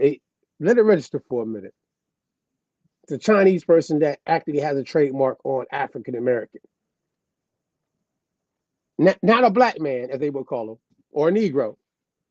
Not even a Jamaican, or people be mad at, like, we fighting amongst each other about people. You in Jamaica are not the same as me in Chicago, and my reparations is not supposed to be the same as yours, brother. But at the same time, this word African, because we all say we come from Africa, is not even owned by an African American himself. at all. Something got to give way. I need somebody to tell me something different. Friend, shoot, what you got to say about this tonight, man? Average to Wall Street, man. What's your thoughts on all this? After you found out this, really, just give me your thoughts on this so we can move on to the next joint. Because I just want to put that out there because we got to give the word to the street. What you think? It's crazy. It shows we need to put that shit aside, and because we got bigger fish to fry, man. We got, you can't be stagnant at just this one little thing. We're talking about trademark terms. You see what I'm saying? That's not going to get us anywhere. We need to move past this and keep building. It's a bigger picture involved, right? Definitely a bigger picture, man. I mean, it seems like people expect you to agree on everything before you could take another step forward. You don't have to agree on everything. You just can agree on some basic things. And what you don't agree on, you agree to disagree, and you move on to the common goal. Common goal. You know, social, politically, economically, and culturally. A like-minded group would have to come together in those means to be considered like a community and self-identify underneath those social, political, economic, and cultural things, which means trust comes involved. I mean, trusting each other. That word trust comes in play because of the fact that even though we use it in everyday usage, there's actually a term in law that protects people by understanding how to really move in trust. And I'm guaranteeing you, a lot of our people don't understand that concept of that. Am I wrong about that, Fred, from your understanding of things? Man, I don't think as a whole, there's some out there with the information that know this, but as a whole, as a community as a whole, no. We don't have a clue about trust law. Not a clue. It's spooky talk to some. It's spooky. They scared of paperwork. We got a lot of wild Indians, they would call themselves. No pun intended to the wild Indian from tribes. I really don't want nobody to think that I'm saying wild Indians that might not understand the law of the system that we're dealing with. And you know what I mean? Like on some real shit. Like, how does that really play out in that mind of things? Like real shit. Like, how's that play out? Man, I don't know, man. I don't know. I'm like, you know, we understand to agree when you're trying to a certain degree when you're trying to relieve yourself of some taxes and things like that. You know, you do your LLC and all this type of stuff. But this is like, that's like first step. That's baby step. You know, where you got these other individuals out here moving through their trust. And it's something definitely Trump. And what they'll put it out there like it's so difficult to do. Because they don't want you to do it. But we all know when you're dealing with this government, as far as you as a person having to deal with that entity, that government on a one-to-one type basis, it's never a good thing for you. You got to have some type of shield. You see what I'm saying? You have to have some type of shield. Because you're talking about you as a person dealing with a corporation. Right. I think that, you know, when we deal with the things of what we're trying to build and, you know, these conversations now, currently things going on, I want to know why people don't put in the concept of the fact that these terms are social constructs in the first place. Like, why don't we have, like, when you get into genealogy, shouldn't you tap into that this is a social thing that we identify as, not necessarily, and also if that means it's social, that means we're going to politically align. We have certain things in common through what we socially talk about and what we like and we don't like. But when it comes to, you know, what we see today in the conscious community, you know what I'm saying? And none of this social shit they talking about actually moves anything politically. Is that off? Am I tripping? You know, I'm keeping it real. Am I off about that? No, I don't think you're off. You know, and then you know what? When you were saying that, when you was talking about, you know, the social part, it just made me think of something. I don't have the article in front of me, but remind me tomorrow because it was one of those JSTOR articles I was reading. They was talking about the difference between social race and genetic race, because they was talking about the DNA test, how people take the DNA test and think they're Scottish instead of German, and they change their whole social structure just off of that, DNA test, where they grew up, in a German culture and in German neighborhood and all this and all that, and just because of the DNA test, they just switched everything up. It's a nice article on it. I'm had to try to drop that tomorrow for that. But as far as man, when you're talking political, it's like, honestly, to me, I feel as though the Tea Party gave the perfect example of how to do it. When the Tea Party wasn't happy with the way the Republican Party was doing, they started from a grassroots local level. You see what I'm saying? And they built from there to that national level, where they pretty much put the fear of God in the Republicans. So if us, as we want to say, American Indians, American Aboriginals, American freedmen, whatever, I don't really get caught up in all that. I think we got to kind of take it from that, because it's not enough of us to just jump straight to a national level trying to pretty much sway maybe a congressman or a senator, or even trying to get a candidate to run. You see what I'm saying? Right. We don't have the numbers to do that. But in our communities, you see what I'm saying? We should have the numbers in our communities, just even if it's just starting with city council or something like that, just to change one community and build from there. We have to build from somewhere. It's like we're trying to do it all in one from the top down, when we need to probably build small and let it snowball up. And as they see the work you're doing at the bottom, they realizing, okay, we don't like what you're doing. We got this candidate here, might want to run for mayor. You see what I'm saying? So we're gonna push this candidate. And it may be some years later, okay, this candidate ran for mayor. He might want to run for congressman. He might want to run for senator. You see what I'm saying? Or he might want to run for governor. But if we're doing this in our communities as we continue to build, we're building that base, that foundation to have that voting power. And that's if you want to, deal with this system. Some don't want to deal with the system. Some want to be out the system. But, that's each individual choice. If you want to be out the system, you don't have that problem. No, I think that a lot of people don't realize that, what I'm saying, this system that we're dealing with, a lot of our people are trying to fit into the system, since you said system. You know what I mean? Like the trademarks. And like socially, on one level, people can understand certain things.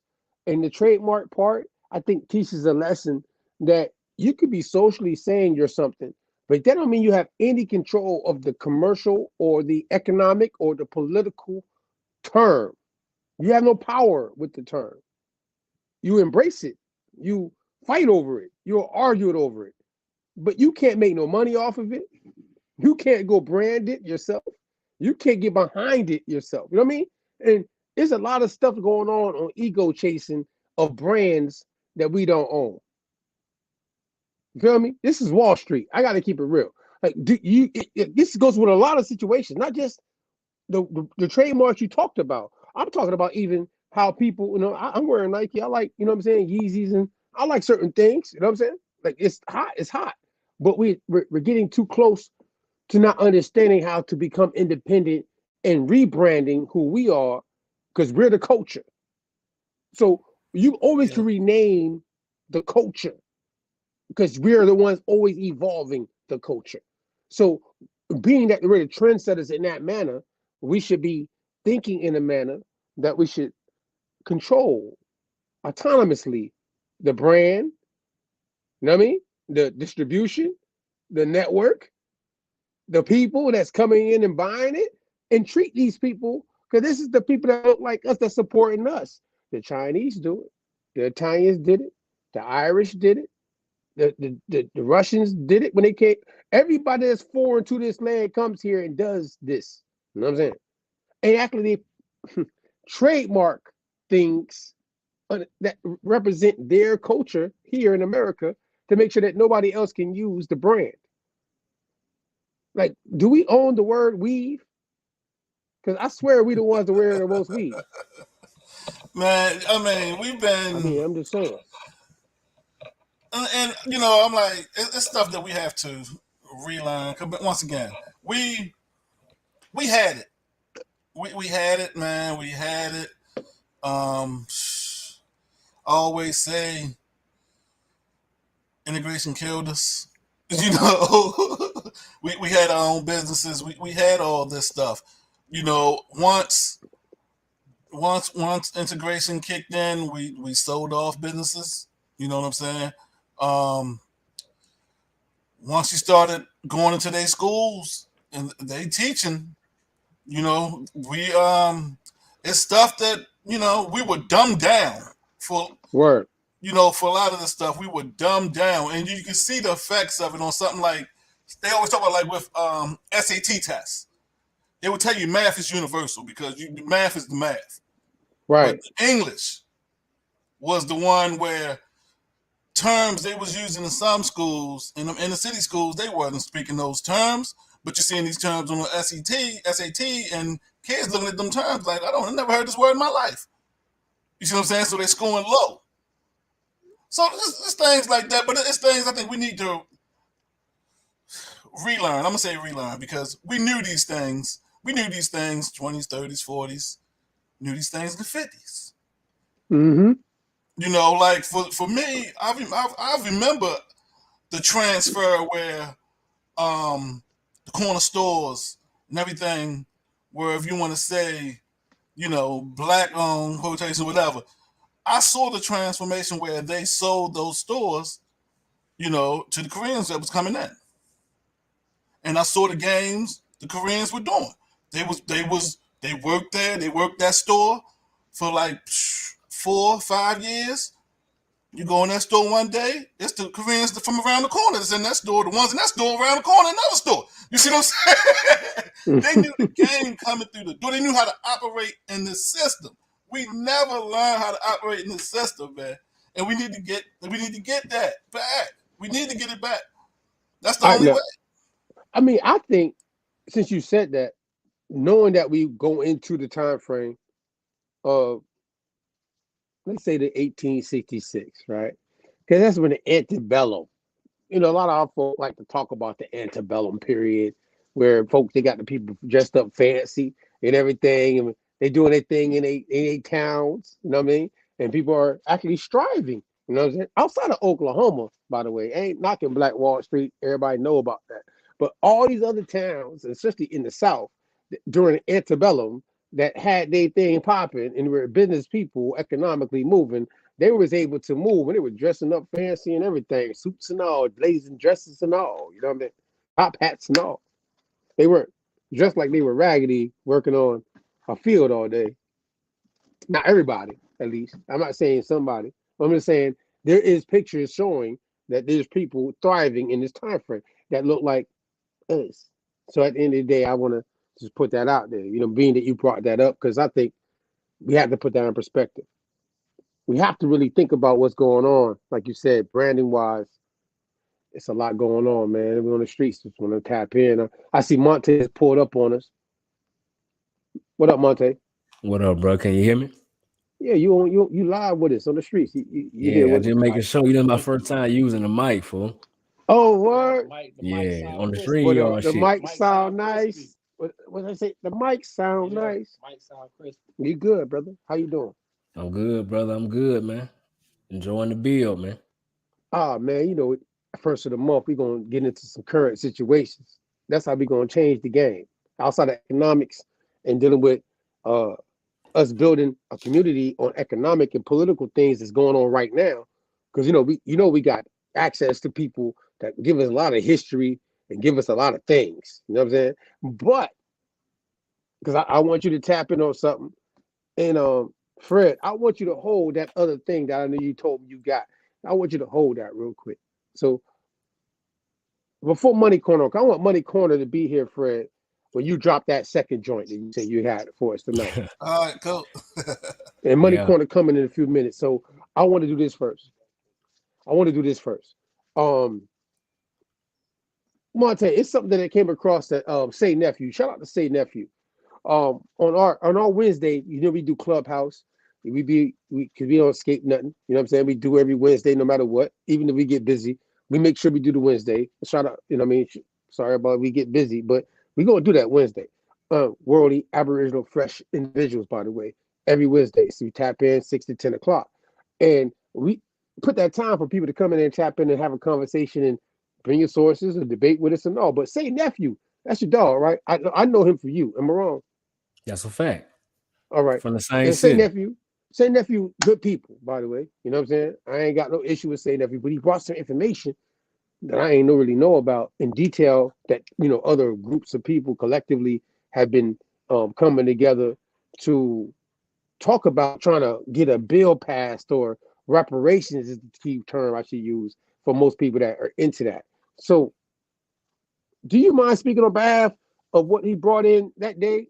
What's the bill and all that stuff? Can you go on that, please, sir? Yeah, for sure. So, this a hot topic, always been a topic, and it's pretty much going to, forever be a topic amongst our people, because it's a fact, it was stuff that was done that was wrong, no doubt about it.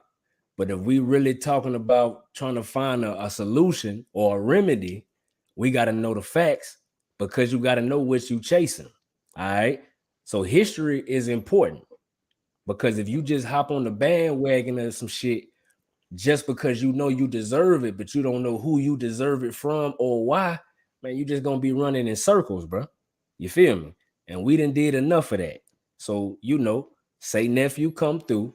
The latest reparation news is what's going on in Cali. You know what I'm saying? So Cali, that the individual state of California, is putting together a task force. Well, they already put the task force together. All right. University of California is in on it. All right. However they work that out, that's what's going on. So the people didn't pick them.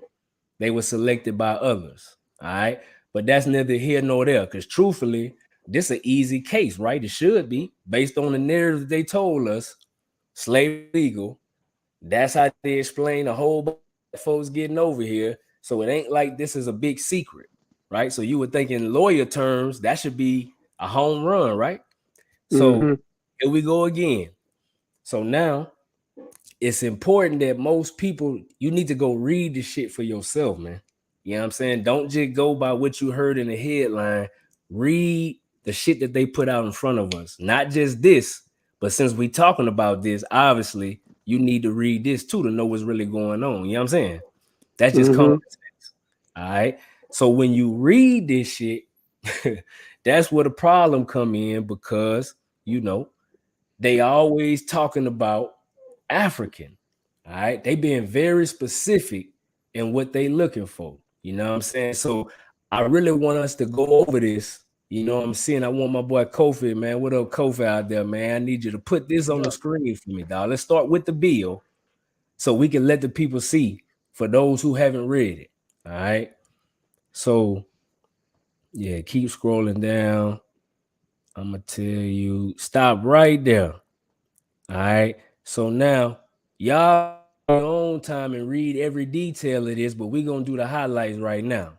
So on this second paragraph right here, the little short one, it's existing law requires the insurance commissioner, all right, to request and obtain information from insurers licensed in doing business in this state regarding any records of slaveholder insurance policies issued by any predecessor corporation during the slavery era. All right. So this is very important, because everything maritime insurance was created off of maritime law. I got an insurance license. Anybody that got one, specifically PNC, this was part of your test. So you're going to know what I'm saying is 100% accurate. So business of insurance started off of maritime law. All right. Now that's a whole nother conversation, but just keep that in mind because they know if you was transported, it's some type of record of that. No doubt about it, bro. This big business. They just wasn't grabbing random people and not taking count, not knowing who they was gonna sell them to. Come on, that's business one-on-one. You feel me? If you're a brand new sneaker company, are you gonna go out and purchase 1 million sneakers in advance, even though you ain't sold one yet? That don't make sense. You feel me? So if I'm finna go and commission somebody to go way to Africa, steal some people and bring them way to America, come on, man. We got to have some type of plan already laid out. It's some funding going on because it's a commerce game, right, man? Okay, so they telling you right now, insurance, you got to be able to prove your claim. So let's go down a little further. It's going to break down what they make you, what you have to have eligible. It's a little further down. Keep on scrolling. Okay, stop right there. That's where they breaking down what the narrative is. You see, they say more than 4 million Africans and their descendants were enslaved in the United States. That's 1.1 right there. So this little paragraph, these points, they breaking down the narrative. Who was stole? We use them to build wealth, blah, blah, blah, blah, blah. So they're giving you the narrative right here. All right. They talking about the incarceration rate, the unemployment rate right now. This all the narrative, right? They got all the stuff we didn't heard a million times. So keep going down. That's what I like. I like when you pull it up like this. It's how it's oh yeah, we got to be right and exact, huh, bro? Okay, right here. This is what we need to be. All right. So it says right there under 8301.1 on B, it says the task force shall perform all of the following duties. All right. It says identify, compile, and synthesize the relevant corpus of evidentiary documentation of the institution of slavery that existed within the United States and the colonies that became the United States from 1619. There go their magic number, huh, Matt? Yeah. 1619 to 1865 inclusive. The task force documentation and examination shall include the facts related to all of the following. Keyword all. All right. So A, the capture and procurement of Africans. B, the transport of Africans to the United States and the colonies that became the United States for the purpose of enslavement, including their treatment during transport. All right. C, the sale and acquisition of Africans as chattel property in interstate and intrastate commerce. Now that just so happened to be what I do, trucking. Okay. So trucking, you heard? Okay, then. So I know what I'm looking at. That means going out of state or within the state. But in their terms, they really talking about intercontinental and coming from a different continent. It's very important that we understand that because when we go to these records that they put out, it's going to prove what a lot of these folks already been saying, but we're going to get to that later. So, all right. So just right there alone, how many people you know can prove those three things? How long you been doing this, Mac? A long time. I never Fred. Fred, what you thinking about what he's saying, Fred? Man, I know I can't prove them three things. All right. Fred said, I'm gonna roll with the punches because listen. You see, it's a lot of games being played. Yes, sir. I'm gonna say it just like that. There's a lot of games being played. Some people like to play with the game so they can get something from it. So I'm gonna let you keep running with that. Go ahead. I'm listening. Okay. So check it out. So as you can see, there's other things as well. We not finna go through all of them. Let's focus in on the main three because this is the big topic, right? Did we come from Africa? Where the ships at? The whole nine. So now we talking commerce. So we talking business, right? So they say insurance. So then if you investigating, what should we go check? We need to figure out who the companies was and who they got their insurance policy through. Because right now, if a truck of mine have a wreck on the road, by the number that's assigned to the truck, the MC number, they can look me up, know who my insurance is through, so they know who to contact if something don't go right. It's gonna be a record of commerce. You hear me? Right. Okay. Right. So now we need to figure out who them companies was. So we already know one of the biggest companies in the game of the so-called slave trade was the Royal African Company. They the biggest, they said, right? All right. Wait a minute. Hey, they the biggest, right? Am I right or wrong? That's what they said. Hey, they cresses. Oh, man, they cresses. Hey, Kofi, go on hit us, bro. Pull up what the Wikipedia say about Royal African Company, bro.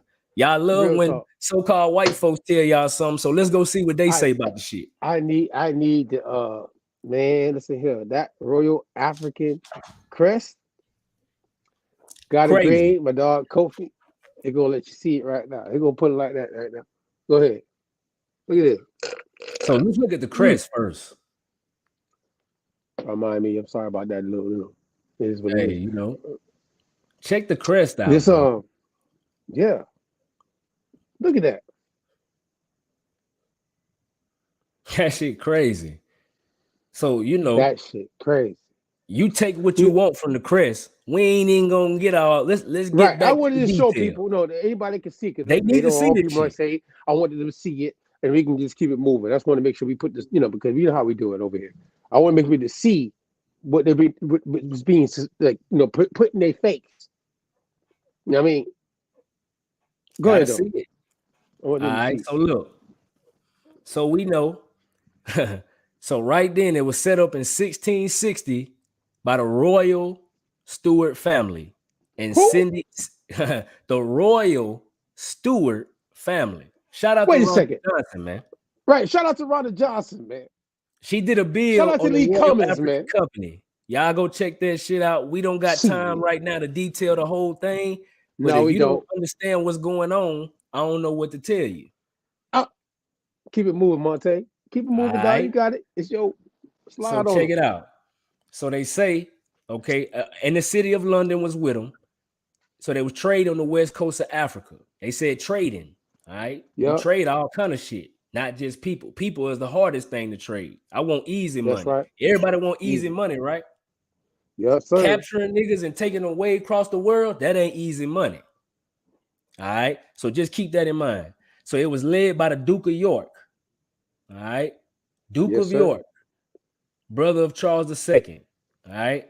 So look, they said it shipped more African slaves to the Americas than any other company in the history of the Atlantic slave trade. All right. So that's why we using them, because they said this company right here is the biggest. Right. Okay. So that means they should have the best chance of documentation, right? Yeah. Because they the biggest. All right.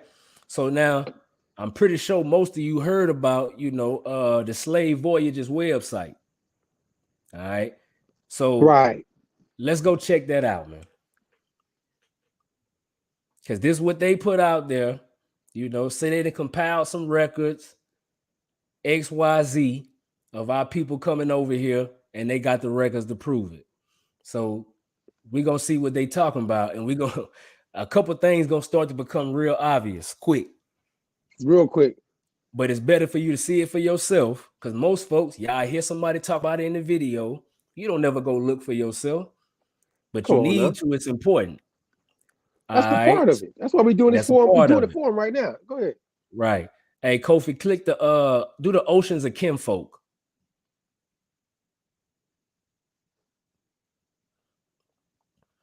All right. And we want to start here first because it's telling you people that this right here is intercontinental. They saying these are African names and African people who were sold mostly to New Orleans. All right. And it's a whole story behind why they doing this one specifically. Once again, we ain't got time to get into all the details, but let's look at the names. Let's look at the surnames, how they describing them, and where they coming from. All right. And then we're going to look at what happened to them after they got so-called sold there. So the first name, it don't have a surname, but the one right after it is Patrick Henry. All right. Dark brown, left Alexandria, went to New Orleans. Look at the year though. All right. So so now you're gonna see a whole bunch of these supposed to be African names. That's what they said, these African names. All right, because when you want to go look for the stuff coming from different continents, that's what we're gonna get to next. And anything that touch America is always some miscellaneous shit, because all of the records that they got showing, most of all of that shit is South America, man. South America, bro. And even then, it's sketchy in the details. But we know one thing: the Spanish and them was doing their thing down there, so they was the ones who was controlling the seas during this same time. This is who the folks was getting their permission from. They charters, you know what I'm saying? That's a fact. Right. That's a fact. So the Spanish don't get brought up enough in this, but the truth of the matter is, when you go through and see these folks' records, the majority of what they got is within the United States, bro. So go back to the beginning, but go ahead, Matt. No, you said all that because we talked about this and we had conversation. That's why I like, you know what, your dog, say nephew, shout out again, say nephew, and then you already, you know what I mean, you already was on it, but when he came in the room with us, this is live. You know what I mean, we live. They pulled up on us, right? So nephew like, Matt, man, and everybody in the room like, okay. So it's like, okay. So we got the sources. We had to dig it up because he hit us with it. What's the name of the bill one more time? What's the name of that bill? So people can know. They might have missed that part. What are we really talking about again? What's the name of the bill? All right, let's go back to it. Let's go back to the bill. I want people to make sure. People sometimes, it's a lot of information we just went over. See it, bro. And so they might have forgot. Mm-hmm. Yeah. You know what I mean? I want to make sure people don't think we just skipping. Like real quick, the name of the bill is dealing with reparations of a collective. AB 3121. Say it again. AB 3121. And that's in California. Right. The task force to study and develop reparation proposals for African Americans. Is there an organization behind this group of people that got involved with this bill? They won't even tell you who it is. Wait. Hey, go scroll down. It'll say it in the beginning.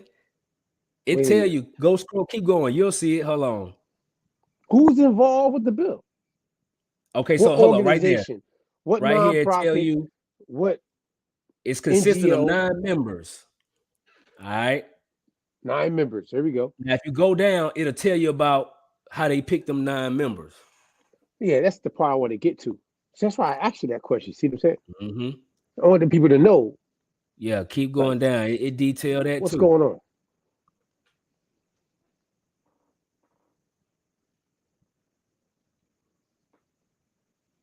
We there? No. Hold on. Nah, keep going. Okay, very interesting. Right here. Yeah. Yep. Here we go. Task force shall consist of 9 members appointed as follows. 5 members shall be appointed by the governor. 2 members shall be appointed by the president pro tempore of Senate, and 2 members shall be appointed by the Speaker of the Assembly. So there you go. All right, so boom. With this situation, they got the articles. It's like articles of, you know what I mean, like bylaws, and you got to have the articles and all that stuff. For those that I know, I'm just putting that out there. You know what I mean? This is so. Is there a name for the organization? Because they got they articles and shit. They ain't got a name, bruh. They ain't putting no name on it. They ain't put no name. None, I think they're like just separate individuals. Like an article that I've saw. One of the individuals' name is Lisa Holder. It says she's a task force member and a civil rights attorney. All right. Anybody else? Said Lisa Holder? Holder. Yeah. Yep. Any relation to what was that other guy? Eric Holder? Talk about? Yeah. I don't know. No, I'm just scratching my head for real though. But she's a civil rights attorney. Yeah. Okay. But Eric Holder was the dude that was with Obama. Yeah. Yep. Right. the Attorney General, right? Yeah, Surname he's the AG. Yeah. Holder, right? That's why when I Holder. heard the name, it just made me think. Go ahead. Hold something real quick. That shit don't make no sense. I need some coincidences is hitting me right now because see, I know Eric and I know Larry. What's her name again? Her first name? Was it Linda? Linda. Eric Lisa. and Linda. Oh, Lisa, my bad. Okay, excuse me. My bad, for real. So these have the same surname. Man, this is getting interesting. So I want to know, is there anybody else, Freddie, you found? Monte? That's I part don't of know. this I didn't even situation? know that. No, you probably had to dig a little deeper. I'm quite sure you can find. If they gave her name, they'll get the names of the other ones. You just have to find them. But check it out. For something No, so wait. important. I gotta say something. Go ahead. Craziest part about it is that if you are a collective and you want to remain private, you would have a lawyer draw up the shit that you're making a claim for, right? Bruh. Hey, I'm just saying. I'm just saying. Go ahead.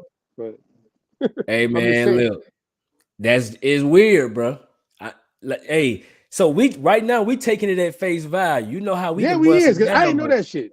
That was listen, a surprise to me. I ain't even researching to none of the people. Once they didn't want to name them, I'm like, okay, that's already fishy because because anybody, if it's our people doing it, they're gonna be bragging.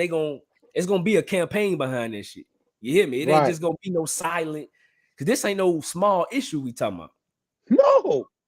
So niggas fighting on platforms about this shit right now. You mean, dude? And that's why we gotta came in hot, bro. That's why we gotta understand, because we getting bought up. We getting caught up in something that really don't have a direct benefit to us, and people get in their feelings when they hit it. But look, bro, we ain't got time to play no more. Like, the truth is, the people in Africa, they got the same type of struggles we got going on right now. You got folks who playing toward the Western world, getting away from their people, and then you got some trying to be right and exact about their history, right? So they got a divide over there too. You feel me? But the ones who on their game, they know that, bro, we not the same people, bro. It's just that simple, because if we gonna talk reparations, you repair nations, not individuals. So why Africa ain't in the mix? They should be the one fighting for reparations for they lost, bro. They done said 12 million, 14 million, 4 million. Bro, if any nation lose that amount of people, that's an atrocity, fool. That's a lot of people, dog. So why didn't they fight for reparations for us? But guess what? They did, bro. Go ahead. Hey, go look. ahead. So look, when they brought it to me, so now I gotta go, bro. I gotta go look, right? Man, listen to me, bro. So when you look and see what's going on, say Kofi. Let me see which one it is. It's the that one, that the article that say, what is old Africa? What is old Africa? Yeah, pull that one up, man. Cause they had, bro, they didn't had at least a couple decades worth of meetings and shit with the United Nations and some more shit, fool. I didn't know this shit. Yeah, but you're gonna be interested to learn what was really going on with the. Hey, look, it's a dirty game, bro. It's a dirty game, bro. Hey, we know it's dirty though. We ain't got a front about that part. You know what I'm saying? We know the game is dirty. Ain't nothing clean about what's going on right here. Yeah, keep scrolling. Let's go Besides see. yourself. So this was put out in 2020. All right. Stay firm. So we gonna go. Just keep scrolling down. I'm gonna tell you when I want you to stop. All they doing is they detailing the narrative right now, talking about how they was gonna come up with the cost. They made the slave trade database. You know, all this all propaganda shit right here. But we're gonna get to something real key. All right. Hold on right there. Scroll back up, son.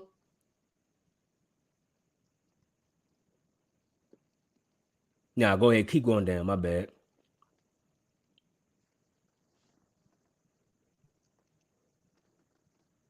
I'm looking for this party that they put together. There you go, right there. Okay. One of the earliest formal requests for reparations to Africa began in 1992 when a group dubbed the Eminent Persons came together under the auspices of the Organization of African Unity, now the African Union. It was led by a wealthy, keyword wealthy, Nigerian businessman and former president-elect, Chief, however you pronounce it. All right. So they got their own group. All right. They get their group and they start putting together a play, bro. All right. So look up that. Hold on. I think I got it in one of them links. But I went and found so much shit on these people, bro. It's really crazy. Like, hey, listen, corruption is everywhere, man. Everybody in on it, except us, bro, because we just don't know. We ain't even in the game. Yeah. All these folks in on it, bro, because basically this group, the Eminent Persons, all they ever did was negotiate for scholarships for African people. All right. Basically, they did everything they negotiated for was in benefit of them. It ain't had shit to do with America. Right. So this group put their whole play together and they really had some real momentum behind the shit. So hold on, I'm trying to pull up. They ended up getting a white lawyer. What's his name? Lord Anthony Gifford. He ended up teaming up with them and he wrote a whole, bro, he detailed all kind of shit about what they really had going on, but they didn't want to quantify a number. They just wanted resources. They wanted to work with the IMF, but they literally asked for that shit. You see what I'm saying? So they was just trying to play ball. We won't in on the scam. We ain't trying to get no reparations. Just put us down with the play you laying down, and we'll call it even. So of course I'm paraphrasing, but that's literally what the shit say, bro. You know what I'm saying? So now we looking. This is the biggest and the most powerful reparations movement that came out of Africa. They had multiple different countries, big dogs together trying to do this. The last time they met was September 7th, 2001. And they was about to get their most leeway. Whatever they was asking for, it was September 7th, 2001. So you know what happened a couple days later. You know what I'm saying? So long story short, when you go and research what's going on in Africa, the people who's supposed to have the most righteous claim to go and apply for this, right? Because it was literally their nation that was taken from, and then those people was taken all other places, not just one place. That's what the narrative say, right? So now, why would this nation not fight for that millions of people, bro? And then for the people here in America, why we are expecting the United States to do something when it was Great Britain who did this? That don't make no sense. That they would. It don't make no sense, bro. It wasn't the United States who did that. It was Great Britain who went and got the slaves, right? Right or wrong? Facts. That's a fact. Right. Fred, what you think about that? What you think? Are we tripping? Nah, you on point. Yeah. So what the United States got to do with that? The United States benefited, but Great Britain did it. Who you supposed to go get your money from first?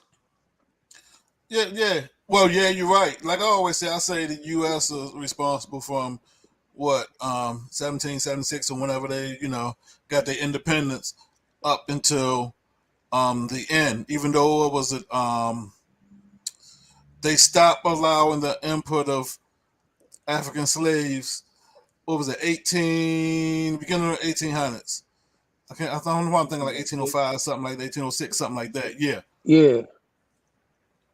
So they have that period there, but before then, you got to holler at the Portuguese, you got to holler at the Spanish, you got to holler at the British Empire. Hey, bro, we missing some key people here, ain't we? We're missing some shit. You know what I'm saying? A lot of things going. I go back to that link he had up, the Haciendo. The Haciendo de Negro. Hey, yeah, bring that up, bro. You got it? Oh, it got a green Kofi. Man, he on it, bro. You know, you already know. Got a grin on the board, so you know how it goes. We're gonna pull up. And I just sent the link for the task force members. Did he get it? Hey, y'all pull it up real quick. I'll be right back. Ain't no pressure. You know, we in a couple of minutes we're gonna pull up Money Corner, Master Ether for the Money Corner. You know, it's Aboriginal Wall Street. We hitting you from all angles for current events and things that's going on right here tonight. You know what I mean? Every first Sunday of the month. You know what I mean? We're gonna do it like this, Aboriginal Wall Street. Tap in with us. You know what I mean? What you talk about here on the streets? Let's really get into it.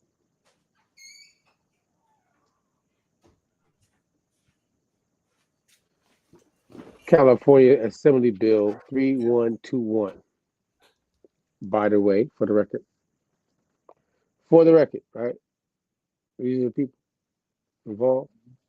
Yeah, they're the task force members. Yep. Task force. These the members right here? Yep. Task force? Yeah. For Task the force. reparations bill, yeah. Okay. In California. Yep, in Cali. So these are the 9 people? Okay, that's what I'm saying. That's what I'm saying. We're gonna get to these people, goddamn. Yeah, we gotta figure out who these people is. Let's see. Get to who these people is, for real though. Yeah. Huh? Pull them up. Pull up. Yeah, man, no, so he talking about Brown. You gonna play with me. There's a Brown in every goddamn situation. You see? Hey, it's a Montgomery in there too. I just seen it. You see him play with me, right?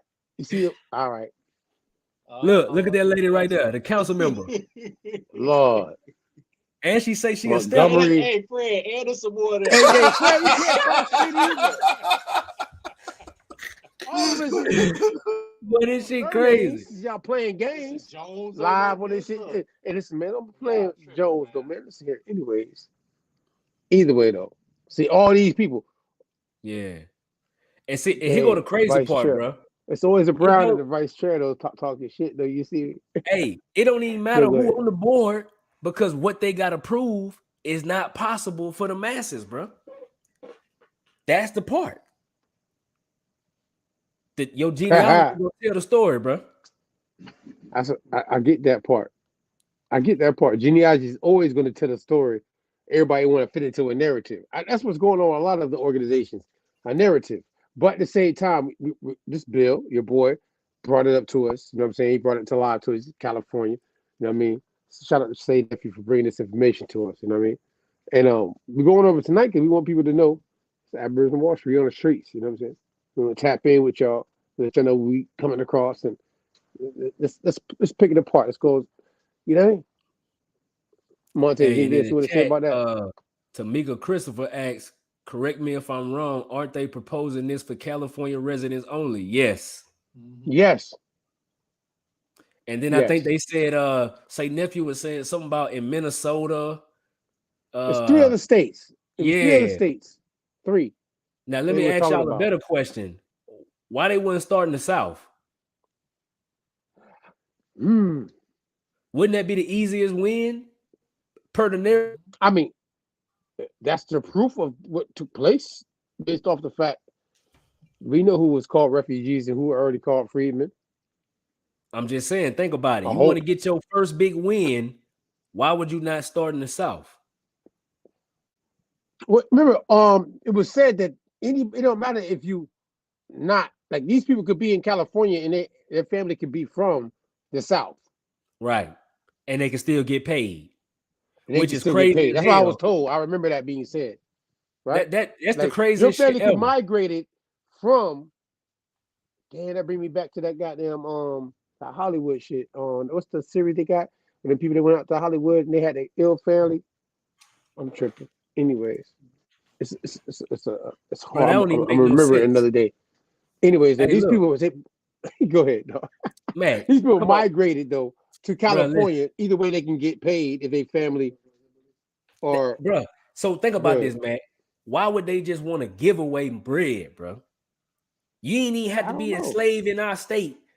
Even if you was a slave and you just moved here 2 years ago, we paying you. What sense that weird. makes? Weird activity. It's just like the movie I can't think of the name of right now. Goddamn, the people that say they moved from the South and went out. You know what I'm saying? Man had a good job. He had Anyways, I can't. It's a spooky movie. Anyways, they made it. I can't. I swear, it's the alcohol. Blame it on alcohol. I can't remember none of that shit in the series. No, it's a black series with the dude and Yeah, his I know wife. what you're talking about. I can't think of the name of it. It's on like Showtime or HBO or some shit like that. Yeah, they go out to It's a California series. Yeah. and they live in some white town, and dude got his job. And anyways, though, and they tell you about how these people migrated from this. I just thought about when you said that, Monte. I ain't trying to throw you off, dog. That's my Hey, apology. I'm Go ahead. telling you. Hey, look though. So there was a country in Africa that got some reparations. All right. So Kofi, Mhm. it's the one that say Germany to pay 1 billion in reparations. $1 billion in reparations. Hey, look, bro. They got a check. They worked out a deal. All right. So let Got me to be blow this South shit up. Africa, right? South Africa. Huh? Got to be. If it's Germany. Germany. Yeah. Germany is giving God Namibia. agree. Yeah, Southern Africa.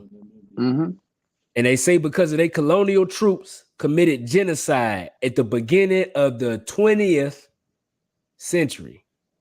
Because why? Africa was mass colonized after America.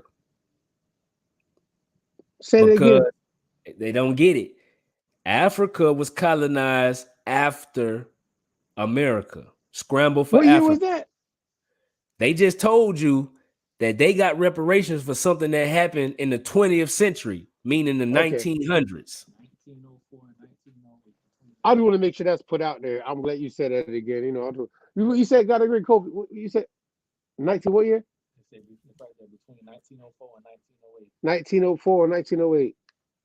Ooh, that hurts. That's when it Niggas happened, talk bro. about ever. Anyways, Hey, bro. So where all this historic shit at? I don't know. We ain't gonna go into that because people will make a suggestion based off somebody's academic history, because obviously they going off somebody else's story besides their own genealogy to paint a narrative that was given to us that don't fit the narrative that we know is really true. But I'm gonna go ahead and let you close out before we bring on the money corner situation, and Fred gives us that next question I got for Wall Street. I wanted Money Corner to be involved with this whole next question. I know he probably got something to tap in on that. Is there Hey, anything that's else you want to say for your slide on this tonight, man, Monte? Thank you for that. nah. It's real Report simple, bro. on real time shit. You heard? You already know, brother. But the main thing is this shit real simple. If you got a case, there's plenty of people who done got paid already. Several nations have gotten reparations, bro. Even in America. That's what happened with the Native Americans, right? They got Mm-hmm. paid out of their shit, but at the end of the day, it happened. And America done paid other people too that they ain't even had shit to do with. Mm-hmm. It's a reason why that shit don't never work out, and it's about paperwork, man. Legalese, having your affairs in order. That's a whole nother ball game. But hey, if you can prove us wrong, you got to come with that paperwork, man. If you want their reparations, you got to come with your paperwork. So make sure we writing exact. That's what we do at the autonomous party, man. You know, and I'm gonna slide on y'all, man. I appreciate you, Matt. Appreciate you, Monte, for dropping that on us tonight. Shout out to Say Nephew again, who slid on your behalf and brought that information to us, by the way. And I appreciate you for breaking it down and going in, finding these sources for people to see on the Wall Street today, so they can get that news currently. You know what I mean? Because we deal with the issues that we come across our desk. We don't avoid, you know what I mean? Anything that come across our day on a weekly basis. We're gonna break it down. We're gonna give it back to the people so they can go get their sources on it. And if you have a question, you already know what it is on Wi-Fi Wednesdays. You already know what it is. Monte, appreciate you, brother. You have You a good already night, man. know, bro. Appreciate you. Peace to the party. Indeed. Peace. Ah, man, real quick. Let's pull up Money Corner real quick. Money Corner. You can stay in if you want, Monte. I know you know what I'm saying? You're a grinder. I know you wake up early in the morning. If you can't slide, I understand. Money Corner, pull up Money Corner real quick. He in the building. Money Corner, you there? Money Corner, you there? I don't know if he's having technical difficulties. Pull up Fred there and go into the next joint. Fred. So Fred, that e-cash joint you was talking about, can you go into that a little bit? Dealing with the whole what we found out about the dollar bill going from physical to the digital, and you found this out. What you Money Corner there? I see money. I wanted him to be here for this question. You know what I'm saying? I was trying to hold out. Pull up Money Corner real quick. Money Corner, what's up, man? What's good, man? What's good, family? Everybody. All right, man. I like the painting, bro. The color popping in the background, bro. I like that shit. That shit stand out. You know what I mean? I ain't on front. Because we did everything new, you know. Now that's nice. You know, painted it up, new doors, everything. Man, it's nice though. It pops out though. Yeah. Especially the master ether in the back. You know what I mean? Like that shit. Plus, on top of that, I got new lighting too. So. Okay, that's what it is. Yeah, it's new lighting too. That's nice. It's nice, man. Man. Nice, bro. I like that. So, bro, I wanted before we go into your part of the conversation you gonna bring to us, Fred, pull up Fred real quick. I want you to hear this part that Fred came across. I don't know if you heard about it too.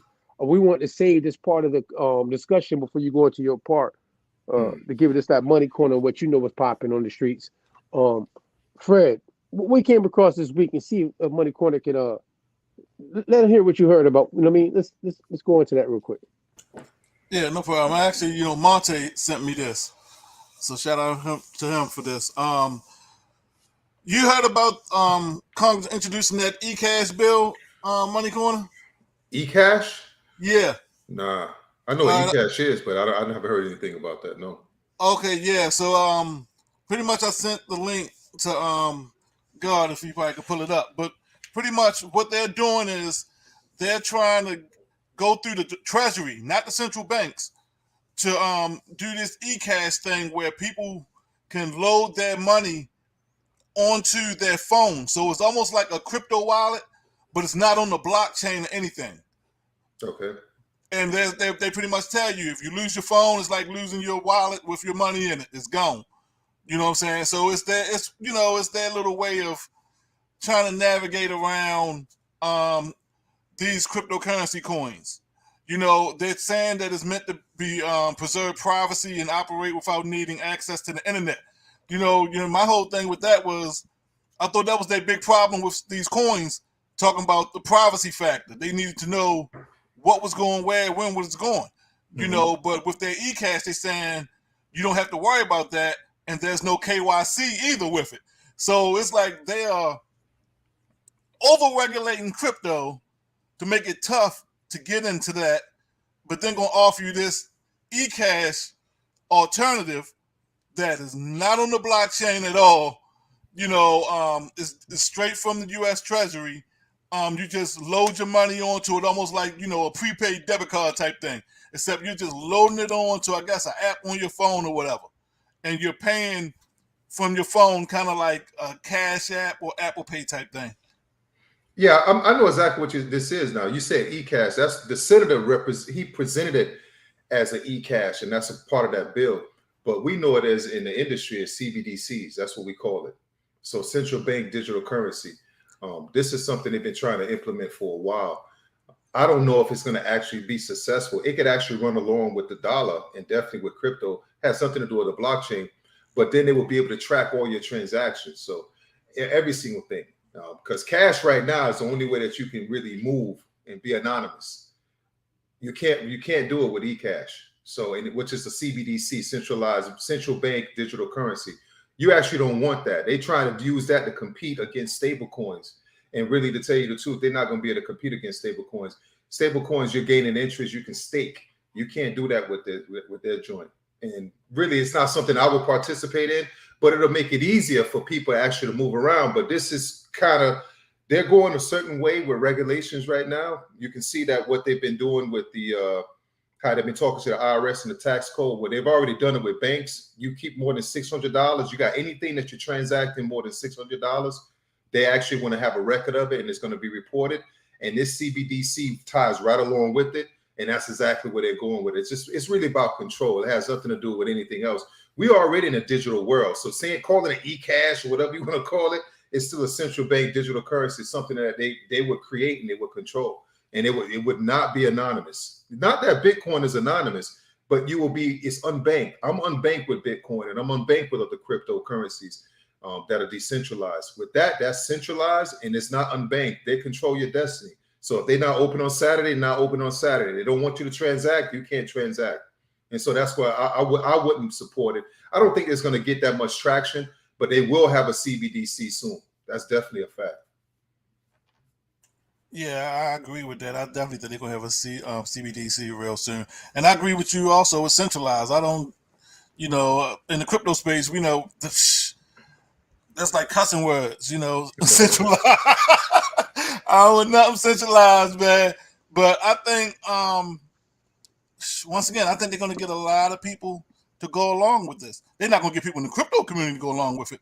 But for your average person, they're looking at it as, this is an easier way. I don't have to carry, these cards, or I don't have to carry this cash.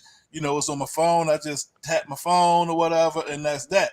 So they're going to get them because they don't have that understanding, as far as they thinking it's private, but it's not private, so right. Yeah, I stick with my crypto, but it's just another thing they threw up against the wall to try to combat against crypto. There's just another bullet they done fired, another round they done fired. And I mean, they're running out of ammo, honestly. They're running out of ammo because they're at the point where we're going to offer you this e-cash until we can get these CBDCs really going the way we want them going. And then we're going to try to move you over to that. Because I know, because they made a point to say this was going to be a part of the U.S. Treasury, not the central bank. Right. Well, we know the central bank ain't going nowhere. Mm-hmm. So this is something that ties you over so they can get the other things in place and move you into that CBDC, which is nothing but fractionalized dollars all over again. Right. It's going to get people.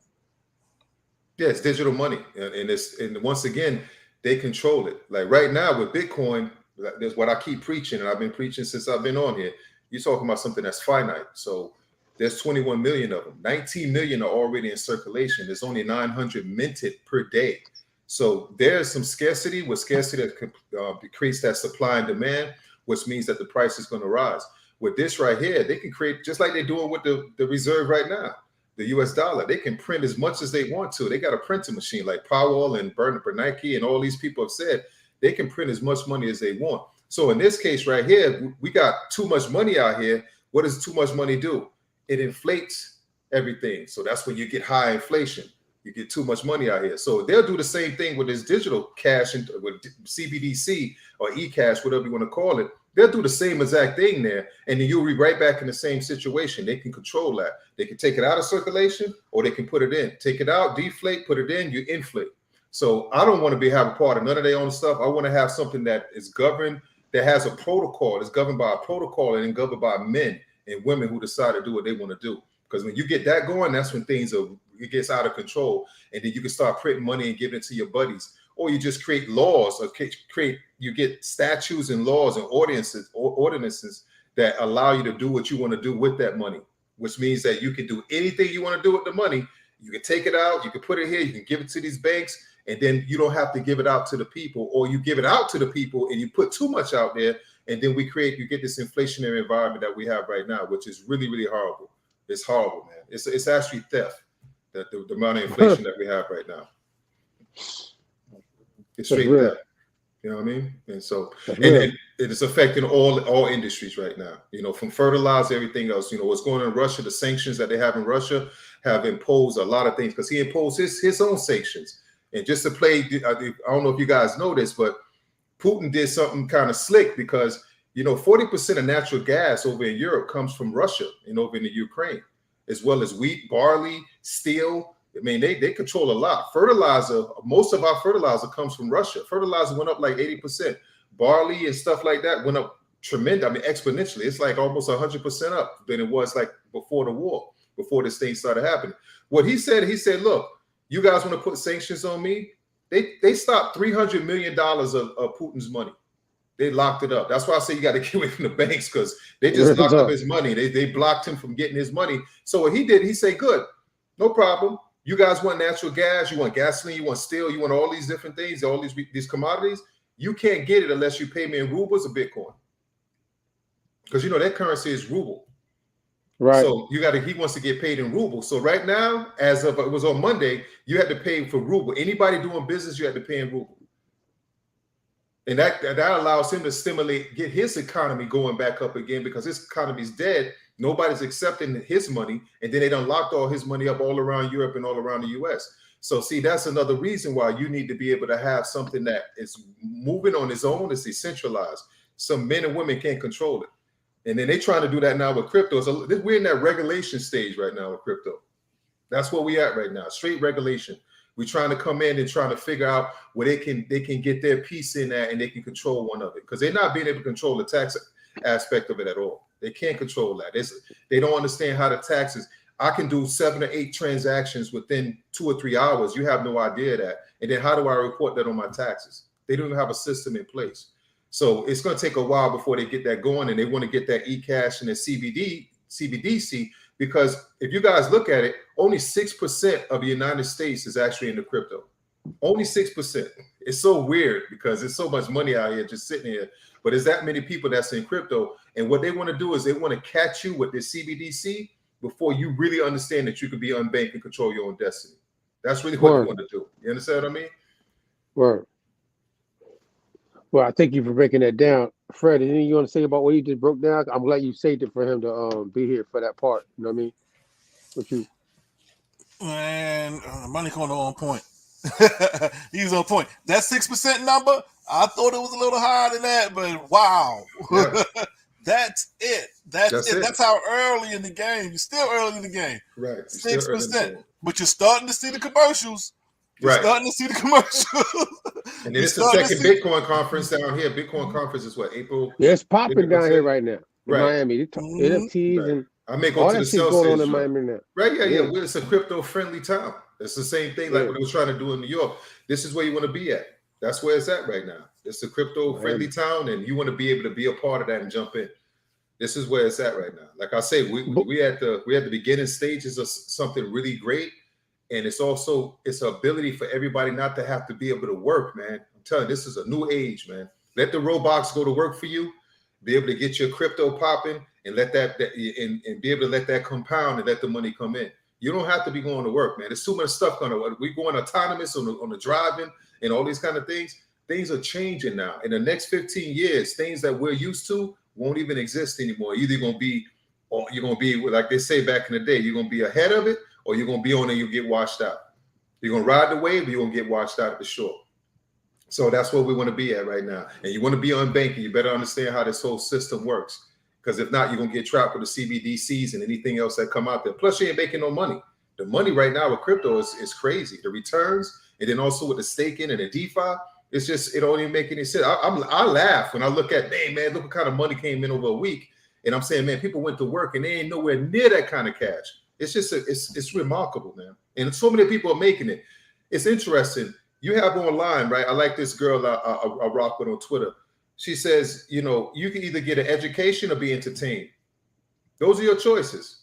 And I like education. You always hear me say education. I don't like to be entertained. I'm looking for the entertainment. I'm looking for the education. So either you're going to find the education that's right there at your fingertips, or you're going to get online to be entertained and find all these other things that's not getting you closer to fulfilling your goals.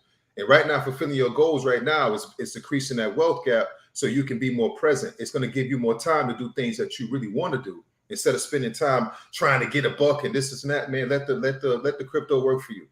Actually learn it for real. Sit with some people who know what they're talking about, who getting it. You get it, and you start to just duplicate it. That's what it is. That's what it is right now.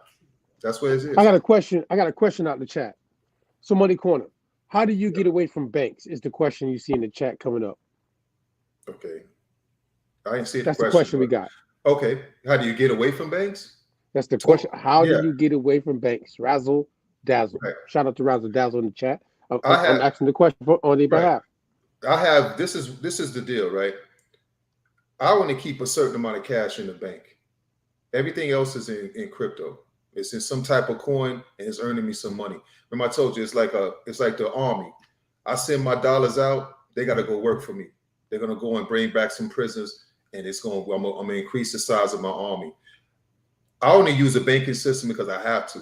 My mortgage I can't pay with crypto or with a stable coin, so I have to pay that with cash. Instead, I have to use fiat. Anything I have to use with fiat, my credit card payments and stuff like that, I use with fiat.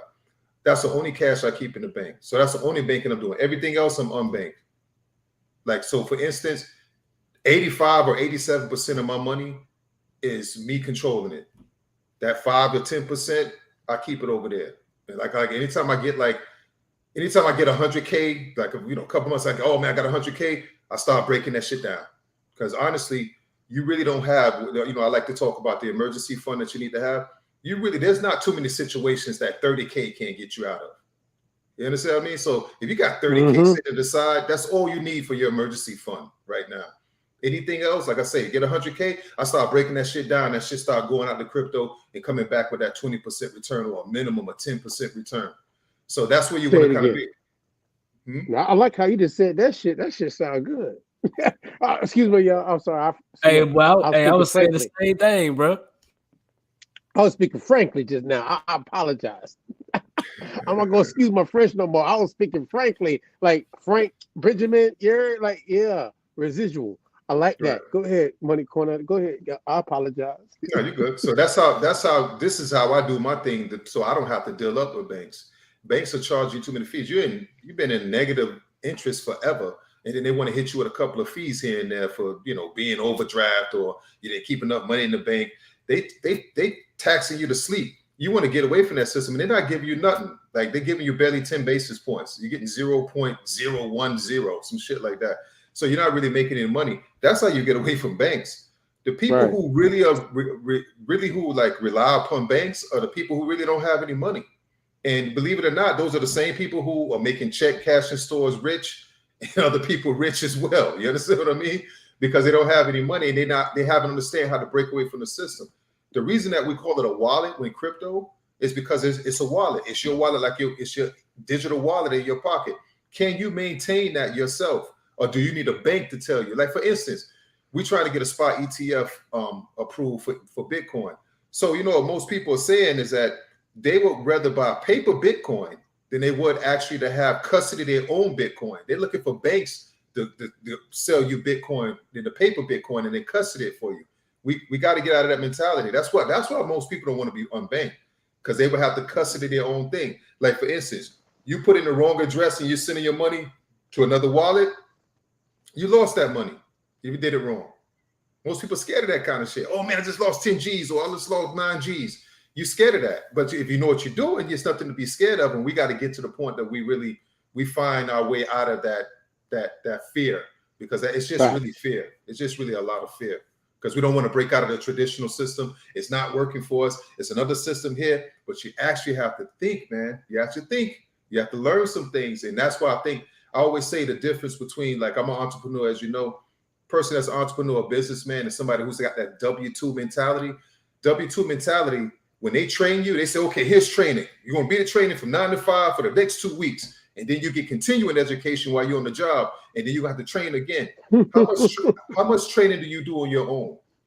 And we're talking about training like in the financial sector, because we all like different things. I like beats and I like art and all kind of stuff. I can get trapped in that, but it ain't going to bring me no money back. You understand what I'm saying? Right. It could, but it's wishful thinking more so than it is for me to say, let me get an education. Let me learn the Anchor Protocol. Let me go on Comb Finance. Let me go on Harvest Finance. Let me learn how to get some of these crazy APYs, or let me rock and let me learn how to do some staking and stake right in my wallet. Which wallets are this? Let me learn MetaMask. There's so many tutorials online. That's why I say you're going to get online and start entertaining yourself, or are you looking for that education? And we got to get the education. Education first. It's too much financial literacy. Right. I'm always going to tell you, because from the beginning of us doing this podcast, you know what I mean, you've been saying these things. You've been saying this from the beginning, Money Corner, Master Ethan. Shout out to you, because we need more people like you, and you are the actual person we tap into, and that's why we BSB through the campaign, and this is who we've been dealing with. He's been giving everything he's been giving us been on point. Just by the way, No, you've been on point. You know what I'm saying? I ain't got to agree to telling you the truth. I mean, it's the truth. Like, people need to apply these things. What else you got for us tonight? I know you came on late tonight. Sorry about that. It is. No, it's good. My bad. You know My bad on that. ain't no pressure on that. You're here with us. You guys are familiar with the term technocracy? No, go ahead. Edify me. Okay, so I'm not. Technocracy is basically, you know, how you have it's sort of like an agency, if you will. You have a group of people who have a certain background, and they become the ruling class or the elite. So we have a technocracy right now. So you look at now, the engineers and the programmers are the people who are the most important, and they're also the most powerful people in the world right now. You know, from Jeff Bezos to Elon Musk and Mark and Zuckerberg, and a whole host of other people who are on these platforms that are inventing these coins that have a certain amount of utility. This is where the world is going. See, back in the day, it was like, hey, you know, in the industrial age, let's take that for instance. We had the industrial age, the guys who were able to make machinery and make machines and actually know how to be in command of those machines and get people to work those machines. They were the people who of that day, they were the most prominent. The most prominent figures that we have right now are people who are, like you see right here on the screen, they're technical experts. You're looking at engineers. These are the people that are now who are going to be running the world, and they're going to be on the top of the food chain. And so that's what you get the word technocracy. That's what we've been in, but we're entering into like that era, and that's exactly what's going to be from this point on. And you can see it in almost everything we do. All the top companies now, they're utilizing a certain amount of technology in order for them to be the big boys. Those are the majors from Amazon on down. That's the technology company, more so than there's anything else. You understand what I mean? With e-commerce, I'm a programmer. I do stuff with graphics and all kind of stuff, you know, and I market online. Everything with me is online. And once again, it's a technical aspect of it. And that's when people don't have that, they're going to be working for you. That's just how that works. You understand what I'm saying? Because they haven't built up their skill yet. So they'll be a person. So that's what we're in, this technocracy. That's what kind of era that we're in right now. And if you kind of acknowledge that, you'll understand the direction that we're going. And then that's why I say that sooner or later, you right now, honestly, you don't have to work for nobody. If you play the game right, you get a few dollars, you stack your dollars up, you can come from 50K and make it pop. If you just know what you're doing and just have the income come, you got to have a good source of income, and then continuously invest in that money to where you can get comfortable. And then after a while, it's like anything else. You get to the point that you got 100K that you can invest. That 100K gonna start flipping so good for you. It's gonna flip real nice for you. So like for instance, $100,000 at 20%, you're getting around $20,000. It's $50 a day. So you know, because it's gonna be the APR and you have the APY. So it's gonna be about $50 a day. That's gonna compound. $20,000. That's what that 20%. Okay, I was tripping for a second. I'm like, I see now. Like, hold up, 100,000, 20%. That's 20K. What do you mean? Oh, sorry, right. Go ahead. No, you're good, but that's exactly what I'm talking about. You have $100,000, and you're getting 20%. You're getting $20,000 each year, right? So at the end of the year, I got 120. That 120 is going to compound the next following year. So then instead of me having 140, I may have 143. Then the next year you keep it popping. The reason that's really good, you're not doing anything to get that money. Before, you got to go out to somebody's job, you got to be doing all this kind of stuff, and you don't have to do anything. I'm sitting on my ass and I'm making $300 or $400 a day. Right? Everybody going, yeah, easy. I need to get a job. You understand what I'm saying? This shit out. Right. I do. Job I need. A minimum of $1,500. I can show you what my mic is. Sitting on my ass. $1,500 a week in passive income with the coins that I'm into. And then I've been getting some crazy gains with Luna and with Solana lately. It's just been through the roof. And then the Cadena, a couple other joints, and I've been holding on to these joints forever. And then I also do my work. I do a lot of research around that because I'm trying to find some of these altcoins as they're in their beginning stages. And as they climb up, like for Luna, my average for Luna is like $26. And right now it's $120, $114 or something like that. And so, you know, I'm looking at $80, right? And I got a nice little bag. So it's like, that's where you want to be. And I'll be on top of these things. And it's like, it's just money sitting there. I'm seeing people working and people borrowing money and going through all this shit. And I'm like, damn, I just made 12 G's in like less than a year off one coin, just one coin. And I only put 2 G's in. So in that, I put those 2 G's in over time. I ain't even give it 2 G's in one pop. I just put 2 G's in over time. What you heard me say DCA, which is dollar cost averaging.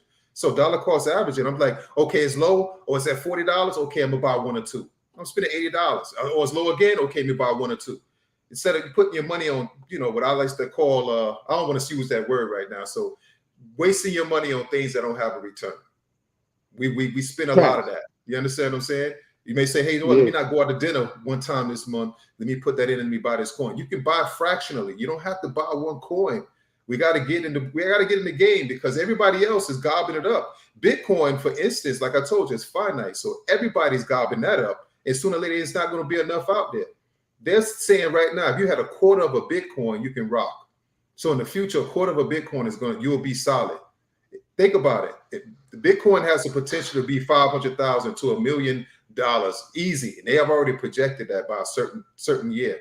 So now with that in mind, if you think about that, what would happen if in fact you had 2 or 3 Bitcoin? You already made it. People are already millionaires. Nobody's made more millionaires than crypto industry. The stock market, real estate, nobody's made that many millionaires that quick. You could be on a meme coin like Dogecoin and become a millionaire on just on some Dogecoin. And that right there is more luck than it is with you having some kind of strategy and you going along, or you with a coin that has some type of utility. Because you see what Dogecoin is at now, it could barely get out of 15-cent land. Barely. It's jamming if it's out of that land. So you want to be in stuff that has utility, Bitcoin, your Ether, your Phantom and stuff like that, Solanas and stuff. That's where you want to be at, that they're here for the long term. And then you look at their market cap. I went over there. We went over to like my second, I think it's my third or fourth episode that we did. I went and I took you to coin market cap and I showed you how to look at how the coins get their price by looking at the market cap and the circulating supply, and you do the division there, and that's what gives you your price. You look at the market cap and you see what's going on. That's why some people say, oh, Shiba Inu is going to go to $1. Do you know what their market cap would have to be? They're in quadrillion space with the decimals they have for their coin. You know what kind of market cap they would need? So we need to understand those things. Once you get those things locked down, things become easy for you to understand the rest of the game, because you're like, okay, this is their market cap. This is where they got money. They may have ICO. They may have just came in. They may have formed a dial, or they may have just came off the cuff and they didn't get any money, and they've been getting seed money in rounds just to be able to fund it. That's the same thing with Ether. Ether was been dead. It's big now, but Ether would have been dead at one point. They was bleeding money, and they came. I forget the guy that came in, but he came in and infused $100 million in there to keep them going. You understand what I'm saying? So that's where we are right now. Learn the game and get in. I would tell anybody, like I see here, how you get in. What's the first steps? You just want to really get in, learn Bitcoin, learn blockchain and Bitcoin. And from there, you're going to be good money. You're going to start understanding things a little bit more, because you understanding Bitcoin and not understanding blockchain, it's not going to help you out. You have to understand it, because most people say, well, it's just digital money. And it's more than just digital money. This is digital property. This is actually property. Because if it was money, the SEC would have been all over your ass. That's what they're doing with XRP right now, or Ripple, whatever you want to call it. They're in on them because they're saying, hey, you actually have a currency. And that's what's going on with BlockFi and a lot of other platforms. They're saying, hey, look, you're paying interest. Like I earn interest on them, and I know they're going to be coming after some of the platforms that I rock with soon too, because nobody's, listen, if you know what you're doing, why you got your money in the bank? They charging you money and they knocking you out the box with no interest. And I'm telling you, I can show you, and I showed you plenty of time. I'm getting 20%. I'm getting a minimum of 13% on my Bitcoin, and I'm getting 20% plus on stable coins and everything else in between. So why would you want to go to a bank that ain't giving you nothing? I could put 10,000 in there, 20%. I know at the end of the month where I'm gonna be at. I know at the end of the year where I'm gonna be at. With a bank, you don't know. Why are you keeping your money in there? So that's why it's a rush, because the banks don't want to be left out. That's why the CBDCs is important. They don't want to be left out and kept out of this frenzy. Not only can they track you and stop you, but man, the amount of money and the fees. Like I spend a lot of money on fees right now just from transacting and trading. I trade every other day or sometimes every day. And, they make a little money off fees on me. The banks want to get that money. They also want to be in control. They can stop you too. Then they can tax you on top of that. So that's kind of like where we at. Yeah, that's where we want to be at. So the technocracy is driving. That's where we're at right now. That's who's in the driver's seat right now. Technology. And more so than we did back in the day. I swear I was just telling my child, my daughter, what you just said right now, get into coding, learn something with coding. We need to understand coding. You need to, if it's gonna be fashion, whatever you will get into, you need to know the coding side of it, the digital side of it. Because you just thinking it's gonna be material to stores and all that other stuff. Now, how you gonna apply this stuff in whatever you're dealing with? You have to know, I guess, the technocracy of whatever skill set you want to be into, because that's where we're going. You know what I mean? So I'm glad you said that, man. You got 5 minutes before we get out of here. You know, go get out of here. But I want you to lead off. You came in late every first Sunday. I know you here with us, but what you got to lead off with besides that, brother? Thank you for dropping that off. Dropping Yeah, them no, jewels. appreciate He that. did. No, it's the same thing, same story. Same story is that we're just trying to keep our minds focused on generating income, and that income got to go out and got to work for you. Don't just get money and find ways to go spend it and put it somewhere, give it to somebody else. Find ways to have that money working for you. If it's just a little bit of money, you don't heard me say my 5 pillars. I'm gonna have this little thing at the house, and I'm gonna invite you and Nancy over. But the 5 pillars, so you can be able to understand how to really build a foundation. You can't build a foundation. All you're going to do is you're going to put money out there and put it right back in. You're never going to build that house. So get your floor plan right, build a foundation, which is being able to generate some income. Like I say, you're not making enough money, ask your boss for some money, go retool and enhance your skill, or maybe you just need to get a second job. But you got to get some money, because if you don't, like I say, we can talk about a lot of stuff till we blue in the face. There's so many things, there's so many trivial things out here, but essentially you need money to be able to eat. You need that to be able to take care of your family. You need food, clothing, and shelter. We're not fully autonomous, so we have our own nation and we're doing our own thing with our own money. We're not there yet, so therefore we have to get it some kind of way. If you're going to get it that kind of way, then you need to know what you're doing with it. That's what we're missing the bus at. We don't know what to do with our money. And we don't want to learn it, but we got everything else under the sun. We can talk to you like, man, I can tell you this and I can tell you that and all kind of stuff, but they can't tell you anything about how money works. They don't teach you in school, and we don't think that it's very valuable when we get to be an adult, because I'm an adult now. I don't have to learn anything. I have this term called broken adult syndrome. It's an acronym, it's BAS, and I call that for broken adults who don't want to learn anymore, and then they catch attitude when you try to check them. I ain't your daddy, but I'm just trying to tell you X, Y, and Z. If you see me have a certain level of success, you will want to mirror that success and not get upset and tap in and say, hey, man, so what you doing? And be able to learn that. I find in this game, nobody wants to tap in and learn this stuff, because it's something that's a little bit, it's very unique, but it's not that unique. And it's not really that hard to grasp, but you have to think, and you have to think, and you have to think about it. And like anything else new that you have to learn, like riding a bike or anything, you're going to have some challenges in the beginning. You're not going to know what to do. But like me, I didn't have anybody. Like I told you, I lost $22,000 in Bitcoin at one point and didn't even know how to get it out. And I found how to get it out. I remember. Years later. Right. You know what I'm saying? So I remember that shit. That's kind of like where I'm at, is that learn and get that skill. Solidity, that's what Ether is written on. Everything on the internet with DeFi is written on smart contracts. So the Solidity is the programming language.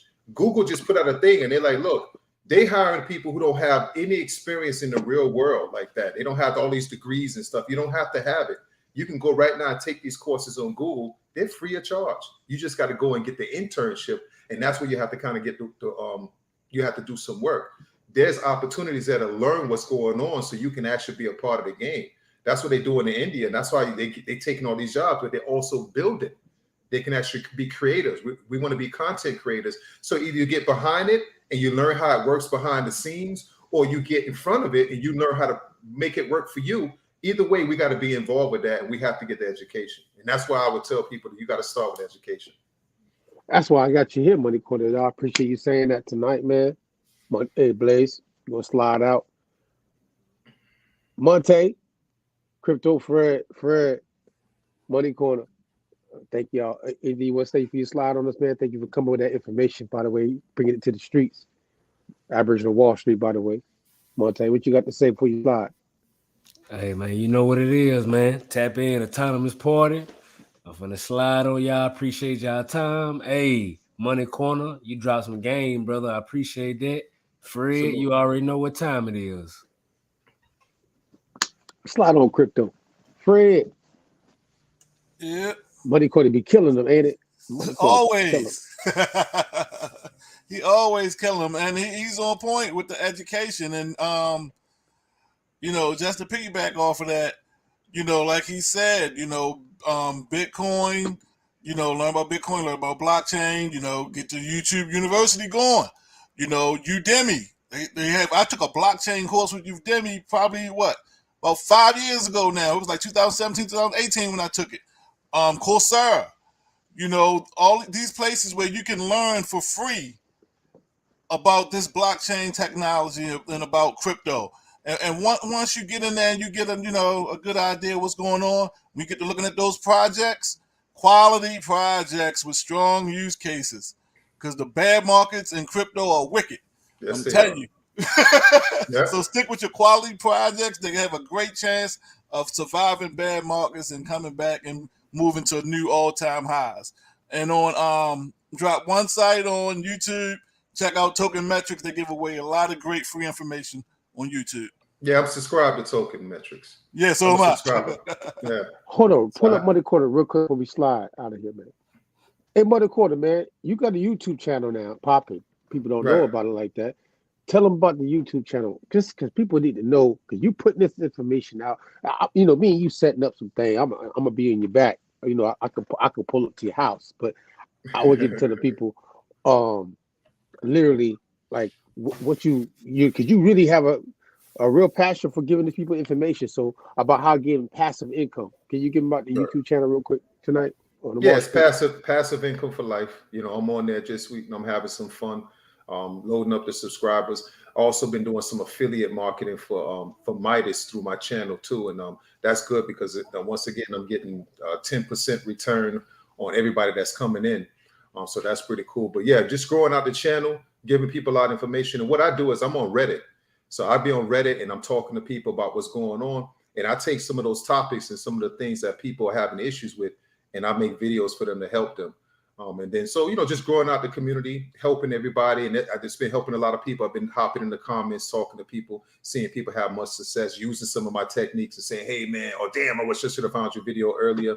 So just trying to do that, growing it organically and just trying to have some fun. And, I love to help people, and we need to all be a part of this community because we're missing the bus, dude. We're really missing the bus. I see what we're focused on.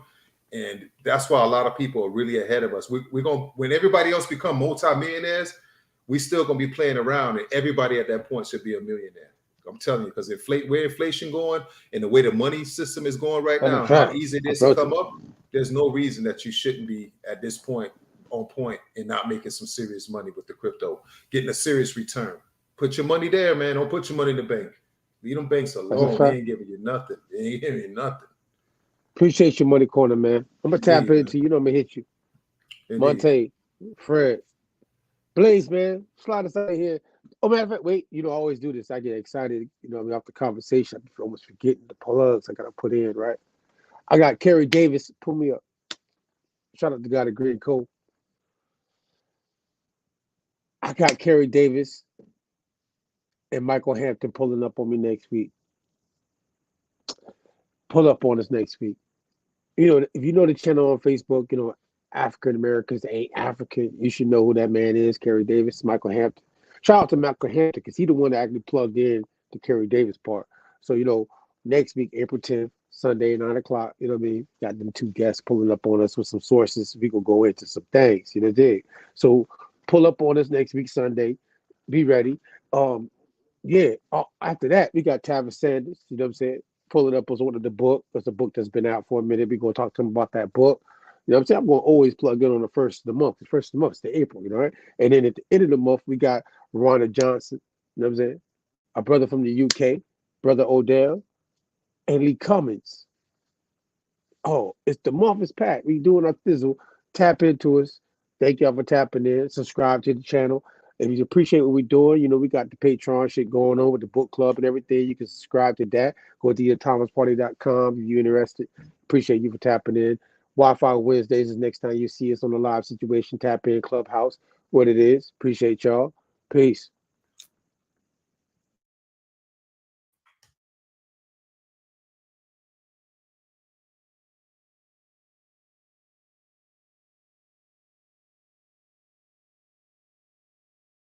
DJ Super Blaze is in the mix. Yeah. Gotta talk about what's Atlanta, what's not. Still need them, my boys. Anyway. And we say, yeah!